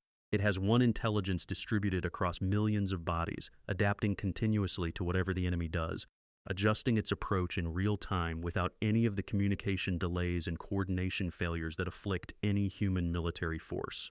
Titus fights through multiple major engagements against this system in Space Marine 2. He holds positions against Hormigaunt rushes that are genuinely environmental in their scale, the ground simply covered in fast-moving alien. Predators, every direction blocked by them, the only way through being continuous offensive action that creates clearing in front of you faster, that the swarm fills it back in. He engages Tyranid warriors, whose synaptic connection to the Hive Mind means that destroying them disrupts behavioral coordination of nearby smaller organisms and creates windows where the swarm's response is momentarily less coherent. He kills Carnifexes, the same category of creature that had previously left him in clinical collapse, with the additional capability provided by his Primaris enhancements, but also with the hard-won understanding of how these organisms fight that survived his own near-death experience in the Death Watch. The specific understanding of Carnifex behavior and vulnerability that Titus carries is a form of experiential knowledge that cannot be imparted through briefing documents or tactical guides. He has fought one alone in the worst possible conditions and won, and then survived long enough to incorporate that experience into his tactical memory. When he faces them in the Space Marine 2 campaign, he is not learning how these organisms operate. He already knows. This specific experiential edge applies across the full range of Tyranid bioforms he has encountered over his career, because every organism he has survived fighting has added something to his understanding of how to fight it more. Effectively, the Synapse creature engagements deserve particular attention. Hive Tyrants serve as major command nodes for their local swarm, enormous, heavily armored, individually among the most capable combat organisms, the Tyranid fleet fields, and simultaneously the critical structural element in the local psychic network that keeps the swarm's smaller organisms coherently directed. Destroying a hive tyrant doesn't just remove a powerful combatant from the field. It removes the synaptic coherence that was keeping hundreds or thousands of smaller organisms effectively coordinated, causing them to revert to pure instinctive behavior rather than the directed tactical behavior that the hive mind was providing through the synapse. Connection. Titus contributes to Hive Tyrant kills across the campaign. He does so as the commander of a small squad, which means he is simultaneously managing the broader tactical situation, maintaining his brother's effectiveness, reading the changing threat picture across the engagement zone, making moment-to-moment decisions about positioning and priority, while also performing as a frontline combatant against an organism several times his size with biological weapons capable of seriously damaging even Primaris. Power armor. The split attention required to do both effectively simultaneously is itself a demanding cognitive challenge that most warriors cannot manage. Extended analysis against the Thousand Sun sorcery philosophy and the question of faith, the Thousand Suns intrusion in Space Marine 2 creates a second front that is qualitatively different from the Tyranid. Threat in ways that illuminate different aspects of Titus's capabilities. The Thousand Suns are the corrupted remnant of the Primarch Magnus the Red's Legion, Space Marines who served the Emperor faithfully during the Great Crusade but were drawn into heresy by a combination of Magnus's own hubris, the political machinations of Horus's conspiracy, and the specific nature of Tzeentch's patronage, which values knowledge and change for their own sake, regardless of the ethical implications of pursuing them. Their culture has always valued psychic ability and the pursuit of esoteric knowledge. After 10,000 years of service to Tzeentch and the specific curse laid on them by the sorcerer Ahriman, which reduced most of the legions, warriors to dust animating their own armor, the rubric of Ahriman, what remains is a force of psychers and sorcerers leading an army of hollow armor, shells that fight with the coordination of living warriors while being effectively impossible to wound in the conventional sense. The rubric Marines that form the Thousand Suns' foot soldi strength demonstrate why fighting this faction requires different approaches than fighting most opponents. You cannot wound something by hitting it if there is nothing inside it to wound. Rubric Marines sustain their animation through the psychic energy channeled into them by the Thousand Sun sorcerers who lead their formations. To stop a Rubric Marine, you either destroy the physical armor completely, requiring impacts of sufficient force and energy to break ceramite that has been further reinforced by 10,000 years of accumulated corruption and sorceress strengthening, or you disrupt the sorceress connection. Sustaining it, which requires either killing the sorcerer providing the animation or deploying psychic countermeasures that the Thousand Suns will be prepared for. The sorcerers themselves present the more direct tactical problem for Titus. Their combat capability includes direct psychic assault reality manipulation through Tzeentch's gifts, the teleportation and portal generation that Amura uses extensively, and the accumulated martial skill of Astartes grade warriors who have been practicing their craft for 10,000 years. Against any other Astartes, fighting a Thousand Suns sorcerer means managing the psychic assault dimension while also managing the physical fight. The psychic pressure is real and degrading. It doesn't kill, but it reduces effectiveness, creates cognitive load, forces the warrior to allocate mental resources to spiritual defense that would otherwise be available for tactical decision-making. For Titus, this dimension is absent. When he fights a Thousand Suns sorcerer, he is fighting an extremely capable melee combatant with unusual mobility. Full stop. The psychic assault component, which would be consuming a portion of any other Space Marine's operational capacity throughout the fight, produces no meaningful effect on him. He can give his full tactical intelligence to the physical combat without any mental resources directed toward spiritual defense, because the spiritual defense is apparently operating automatically at a level that requires no conscious support from him. This advantage compounds over the course of a complex engagement. In a fight against Amura, where the sorcerer is simultaneously teleporting, generating portals, directing rubric marine forces, and launching direct psychic attacks at Titus, the number of tactical problems being managed simultaneously is very high. Any reduction in cognitive load, any dimension of the fight that can be ignored because it produces no effect, is meaningful. Titus can ignore the psychic attacks. This means he can focus entirely on the physical and tactical dimensions, where Amura will teleport next, how to position relative to the portals he generates, when the brief window of his physical vulnerability between sorcerous actions is available for decisive strikes. Fighting in this way, with full cognitive resources applied entirely to the tractable parts of the problem, is how you kill something that is specifically designed to be difficult for most warriors to fight effectively. The philosophical dimension of the Thousand Suns conflict is also worth a brief examination. The Thousand Suns, as Tzeentch's servants, are devoted to change, knowledge, and manipulation, to the idea that reality is mutable and that sufficient knowledge and power can remake it, according to the will of those who possess them. Their operating assumption is that everything can be corrupted, everything can be changed, every loyalty can be redirected, and every certainty undermined given sufficient leverage. This is what Tzeentch's followers do. They find the leverage and they apply it. Against Titus, this fundamental strategic assumption fails.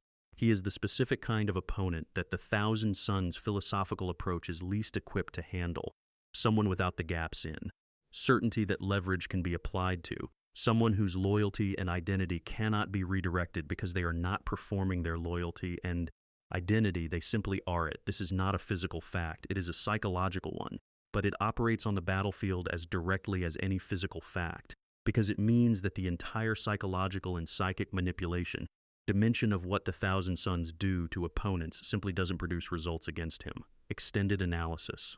The Secret Level episode, Early Titus and What It Shows, the Secret Level animated anthology episode on Amazon, released alongside the broader Secret Level series, depicts a period of Titus's life significantly earlier than the events of either game. It shows him as a young Marine, not the grizzled veteran captain of Space Marine 1, but someone earlier in his development, being mentored by veteran Sergeant Metaurus in circumstances that are directly relevant to understanding where his extraordinary qualities come from. The episode depicts a mission against a Chaos Sorcerer connected to an apostate relic, a warp-infused artifact that needs to be destroyed to prevent its use by Chaos forces. The mission is described as essentially suicidal.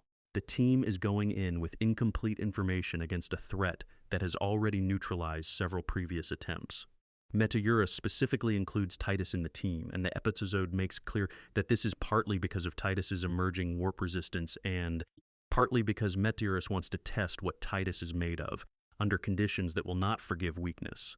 The young Titus in this episode is already demonstrating the qualities that will define his career, but in less refined form. The resistance to warp influence is present. He approaches the sorcerer's domain without the spiritual degradation that affects the rest of the team. The refusal to accept defeat is present, even in situations where the tactical assessment clearly favors withdrawal. Something in Titus keeps pushing forward. The willingness to take the hard option rather than the comfortable one is present. The episode climaxes, with Titus doing something that costs the rest of the team their lives because it is the only way to complete the objective, and he carries that weight. What the episode adds to our understanding of his warp resistance is subtle but meaningful. The resistance is shown operating even in early career. It isn't something he developed over decades of experience. It is something he was born with, or something that was always there. This argues against theories that the resistance was somehow created by events at Greya in Space Marine 1, and supports the theories that it is either innate to his specific biology or the product of some external protection that was extended to him very early. Meteorus seems to recognize it as unusual even at this stage, and the way he uses Titus on the mission, specifically deploying him against the warp-heavy elements, suggests he was already aware of it. The mission's cost is significant. The episode is titled with reference to Titus's sacrifice, but it's the sacrifice of his brothers that is most prominent. Everyone else dies to secure the objective that Titus then completes alone. This is the earliest glimpse we have of the pattern that defines his career. The people around him die, the situation reaches a point of apparent impossible odds, and Titus does the thing that needs to be done anyway. Sometimes he survives. Sometimes everyone else doesn't. The consistency of this pattern is part of why both the Emperor, if the divine protection theory is correct, and Siench, with his future sight, would be paying attention to this specific individual. He keeps appearing at the critical moments, and he keeps being the thing that changes the outcome. Meteorus appears in the 500 Worlds expansion alongside Titus as veteran sergeant. The completion of this arc, the young Marine who survived a suicidal mission under his mentor's guidance, now a senior captain with his old mentor serving at his side, is one of those narrative touches that rewards the audience for following the full span of Titus's story across multiple media. The relationship between them, which began as teacher and student and has developed through shared centuries into something more like partners, speaks to the emotional dimension of what Titus is that the physical analysis tends to miss. He is not simply a machine for producing combat outcomes. He is a person who has formed and maintained genuine relationships across 3 centuries, who carries the weight of the brothers he has lost, whose commitment to service is animated by something more personal than abstract duty. These are the qualities that distinguish the truly extraordinary warriors from those who are merely extremely powerful. Marneus Calgar commands through authority. Dante of the Blood Angels inspires through legend. Titus, based on the arc of his story, commands through the specific quality of being exactly what he appears to be, and having demonstrated that consistently enough that even people who started by doubting him have ended up trusting him with their lives. Extended analysis, comparing the campaigns. What grows between the games, it is worth spending some time directly comparing who Titus is at the start of Space Marine 1 versus who he is at the end of Space Marine 2, because the growth between the two narratives is substantial and sometimes underappreciated. In Space Marine 1, Titus is at the peak of a 150-year firstborn career. He is confident, capable, clearly the finest warrior in his immediate company, and operating from a foundation of genuine certainty about who he is and what he serves. His approach to the mission is direct. Identify the problem, apply force intelligently, solve it. The warp resistance is there but unexplored. His willingness to deviate from strict doctrine in service of better outcomes is present, but not yet tested against the most extreme possible conditions. He is at the start of the first game a finished product by any reasonable standard, and then the game systematically tests him in ways that finished products are not supposed to require. The inquisitorial captivity is the most significant transformation period between the games. 100 years of everything we have described, and the Titus who emerges from it is different from the one who went in, but different in a specific direction. He is less certain of his place in the structures of the Imperium. He has seen that those structures can be weaponized against their most faithful servants. He has spent a century being told that what he is might be wrong, and he has had to develop a quality of self-knowledge that goes beyond the institutional certainty he had before. He cannot rely on the chapter's recognition of him as proof of his worth, because the chapter was partly complicit in handing him over. He has had to know for himself, through himself, that he is what he has always believed himself to be.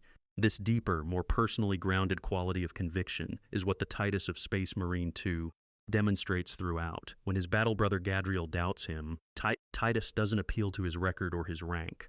He demonstrates through action who he is. When his past is used against him by possessed intermediaries trying to discredit him, he navigates it without the kind of defensive anxiety that someone whose identity was less securely grounded would show. He knows what he knows. The 100 years of captivity which were intended to break this quality instead refined and deepened it. The Primaris transformation adds the physical dimension of this growth, the body that matches the greater depth of the person inside it. But the physical improvement, remarkable as it is secondary to the psychological one. A stronger, faster, more durable Titus with the psychological architecture he had at the start of Space Marine 1 would be a more capable weapon. The Titus who exists at the end of Space Marine 2 is something more than a weapon. He is a captain in the fullest sense of the word, someone whose people follow him not because they are ordered to, and not merely because he is demonstrably formidable, but because he has earned it in the most direct and personal possible ways. This is the quality that makes Guilliman's choice of him as Warden of Ultramar not just plausible but obvious in retrospect. The 500 worlds don't need someone who is the strongest available Astartes. They need someone whose decisions can be trusted to be made with complete integrity, whose priorities are reliably correct, whose leadership is of the kind that inspires rather than merely commands. Titus has become this through a process that was entirely unplanned and in many ways imposed on him against his will. The captivity and the exile and the loss of rank, these were not development opportunities he sought. They were things that happened to him, and what he made of them reveals character that no amount of successful military campaigns would have demonstrated as clearly. Extended analysis. The Ultramarines' Second Company. Understanding the command Titus holds to fully appreciate what Titus is returning to and what his rank of captain means in Space Marine 2 and beyond. It helps to understand the specific significance of the Second Company within Ultramarine organization and culture. The Codex Astartes, authored by Guilliman himself, organized Space Marine chapters into 10 companies of 100 warriors each, with specific roles assigned to each company tier. The first company is the Veterans, the chapter's most experienced warriors, often equipped with Terminator armor and deployed on the most demanding missions. The second through fifth companies are the Battle Line companies, the main offensive formations, the chapters that bear the heaviest operational loads in sustained campaigns. The 6th through 9th companies include reserve and specialist companies. The 10th is the Scout Company. Of the Battle Line companies, the 2nd is traditionally the most deployed, the most operationally active, and the most likely to be the formation an Ultramarine chapter master sends first when a situation is serious enough to require the chapter's direct attention. The 2nd Company has a legacy of first contact with major threats, of being the formation that shows up when things are already bad and makes them significantly better. This is not a coincidence of organization.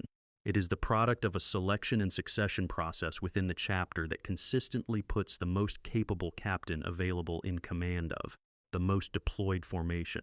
When Titus held this command before his inquisitorial captivity, he had presumably earned it through the quality of his leadership over a century and a half of service. The chapter's senior leadership, including Marnius Calgar himself, had assessed the available options and concluded that Titus was the right person for this specific role. This assessment was made by people with extensive experience evaluating Space Marine officers and the long perspective needed to distinguish genuine, exceptional performance from merely competent performance inflated by favorable circumstances. Captain Acheron, who commanded the 2nd Company in the period covered by Space Marine 2 before his presumed death or reassignment, was himself a capable officer.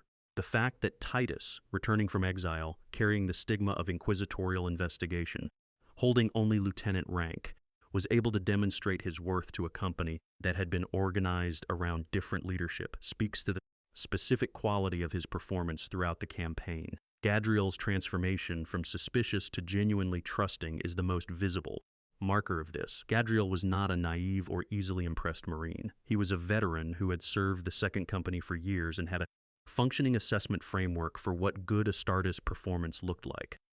His conclusion that Titus was exactly what he claimed to be, arrived at through observation of actual behavior rather than any appeal to authority or reputation, is the most meaningful endorsement available. The 500 Worlds narrative formally restores Titus's captaincy. Games Workshop's in-universe and out-of-universe way of saying that this character has earned back everything he lost and more. He is not just captain again. He is captain with the title of Warden of Ultramar, which is a designation that has not been held by any Space Marine below Primarch level in the setting's established history. It is a new role, created for a new situation, assigned to the person Guilliman judged most suitable for carrying it. The Necron threat he faces as Warden is specifically suited to testing both dimensions of what makes Titus exceptional. The Destroyer curse that afflicts Necrozor Amintar's forces produces opponents who cannot be deterred through normal military calculations.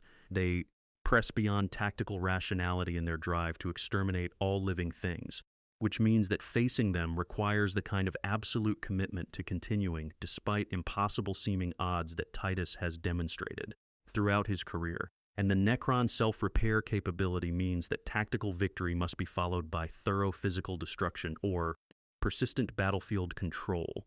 It requires sustained operational effort that will test the depth of the Ultramarine defense rather than permitting quick, decisive actions. Both of these qualities of the opposition push on the specific strengths that Titus represents. The refusal to stop regardless of the cost, the capacity to sustain effort over extended periods that would exhaust other commanders. Extended analysis. Across 300 years, what time does to an exceptional warrior 3 centuries is a long time, even by Space Marine standards. The Adeptus Astartes has a dramatically extended lifespan compared to normal humans. Their biological immortality is not absolute. Warriors still die in battle and through accumulated damage, but absent such causes, a Space Marine can theoretically live for centuries. The oldest documented Astartes who were not in suspended stasis have been estimated to be several centuries old, with their capabilities genuinely enhanced by the accumulated experience of that long service, even as their bodies remain at the physical peak, maintained by their gene seed. Titus's 3 centuries, broken into the distinct phases of his firstborn service, his inquisitorial captivity, his Death Watch exile, and his Primaris reintegration, represent a specific kind of development that differs from a straightforward 300 years of unbroken chapter service in ways that are worth examining. The firstborn service period, through his early career and up to his captaincy of the Second Company, built the tactical intelligence and command skills that any Space Marine of equivalent service time develops, but at the specific high end. The quality of challenges he faced, including the Greya campaign with its nest threats and the extraordinary pressure of Nemeros' plan, represent experience that most Astartes do not encounter in their careers. Most Space Marines, even over long careers, fight significant engagements against single major threat categories: Xenos invasions, Chaos incursions, Renegade forces, the Greya campaign through simultaneous Orc invasion, Chaos Space Marine operations, and a Demon Ascension event at him in the same operational context. This specific kind of multi-threat complexity develops a different quality of tactical intelligence than any single threat campaign can, because it requires simultaneously managing different enemy logics and different tactical vocabularies. The inquisitorial captivity developed something no campaign could have developed, a quality of self-knowledge that precedes and survives institutional validation. A Space Marine's identity is normally embedded in the chapter. Their sense of worth is confirmed by the chapter's recognition. Their purpose is defined by the chapter's mission. Titus spent a century stripped of all of this, accused of being something he was not by representatives of the same institution he served, with no external confirmation of his worth available. The only basis for maintaining his identity and his certainty during this period was internal. He had to know for himself, through himself, that he was what he believed himself to be. This is an extraordinarily rare quality in any person. In a Space Marine, whose entire psychological architecture is normally built around institutional belonging and institutional confirmation, it is almost unique.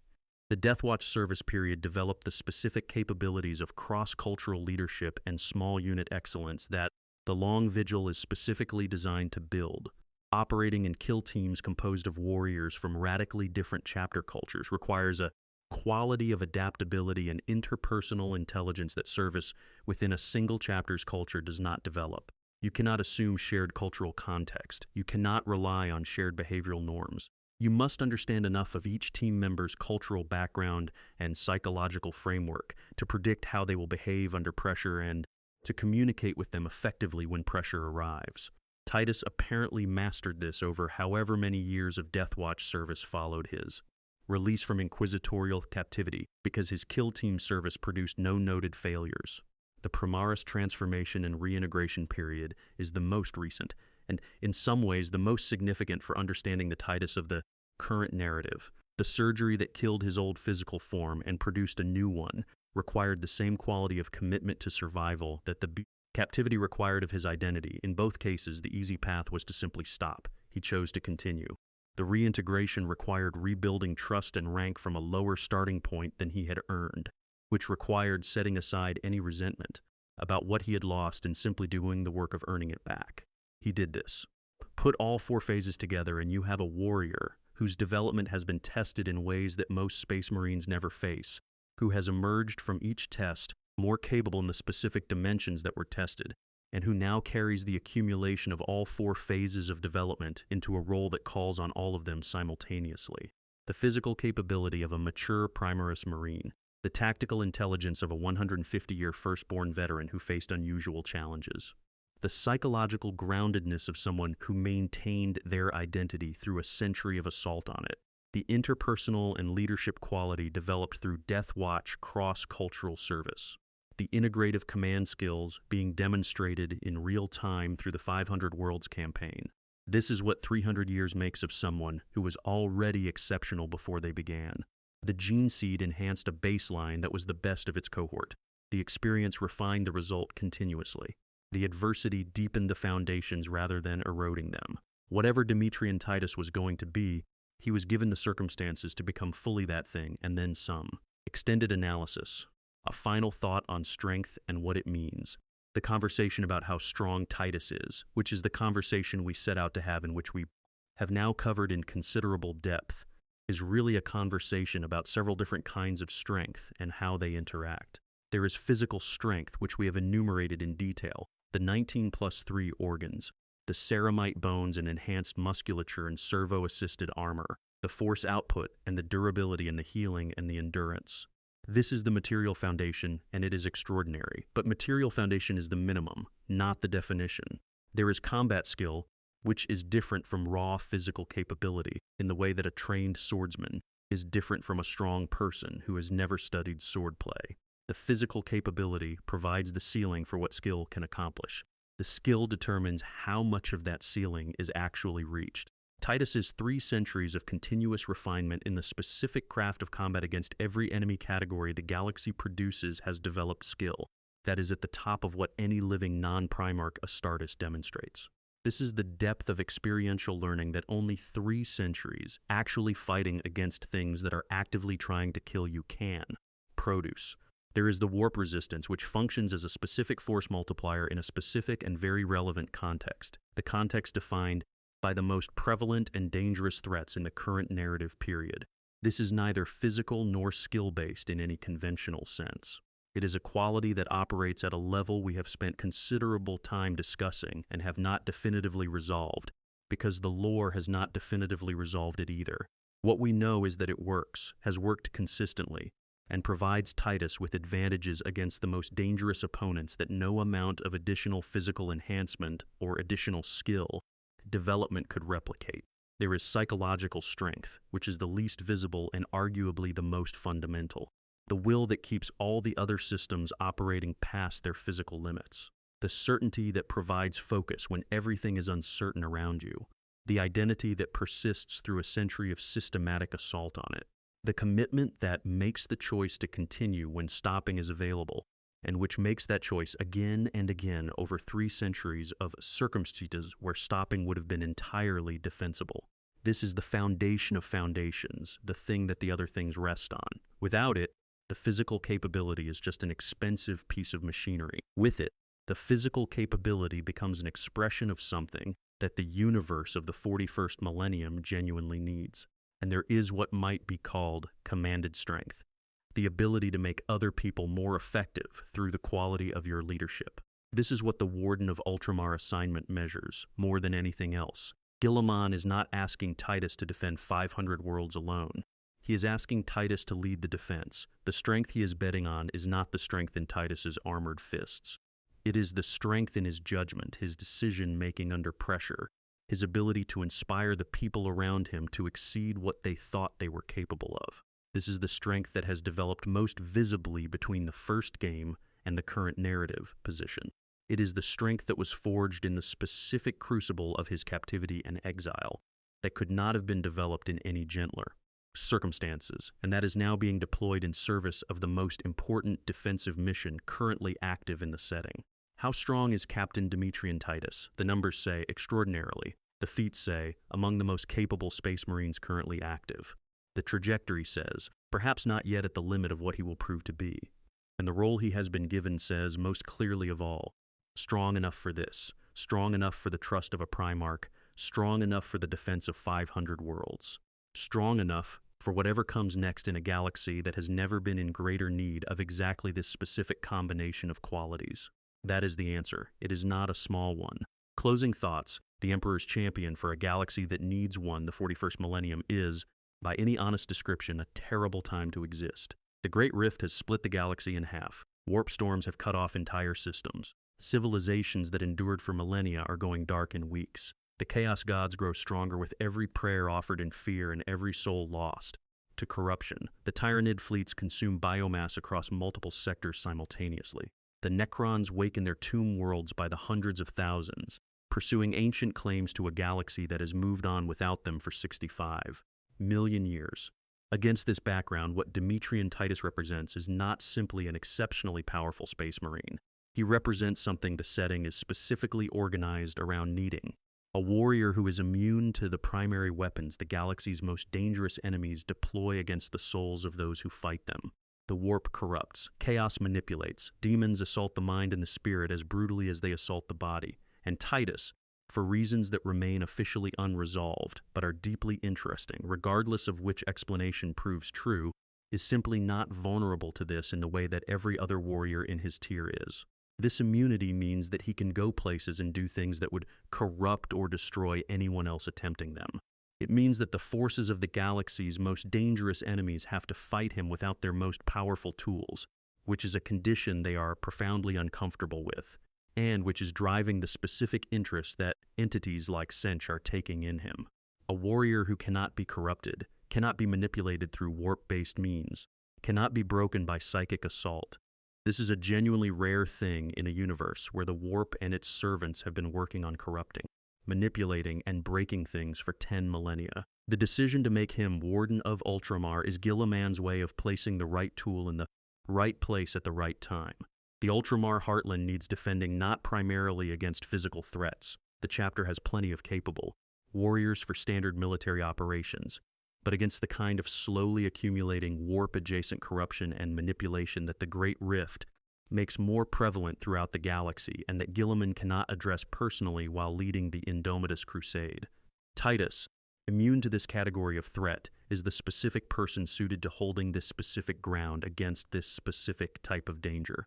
Whether the 500 Worlds campaign reveals more about the source of his immunity, whether the narrative continues to build toward whatever it is that the Emperor or Tsiench or both see in him, whether he earns further elevation.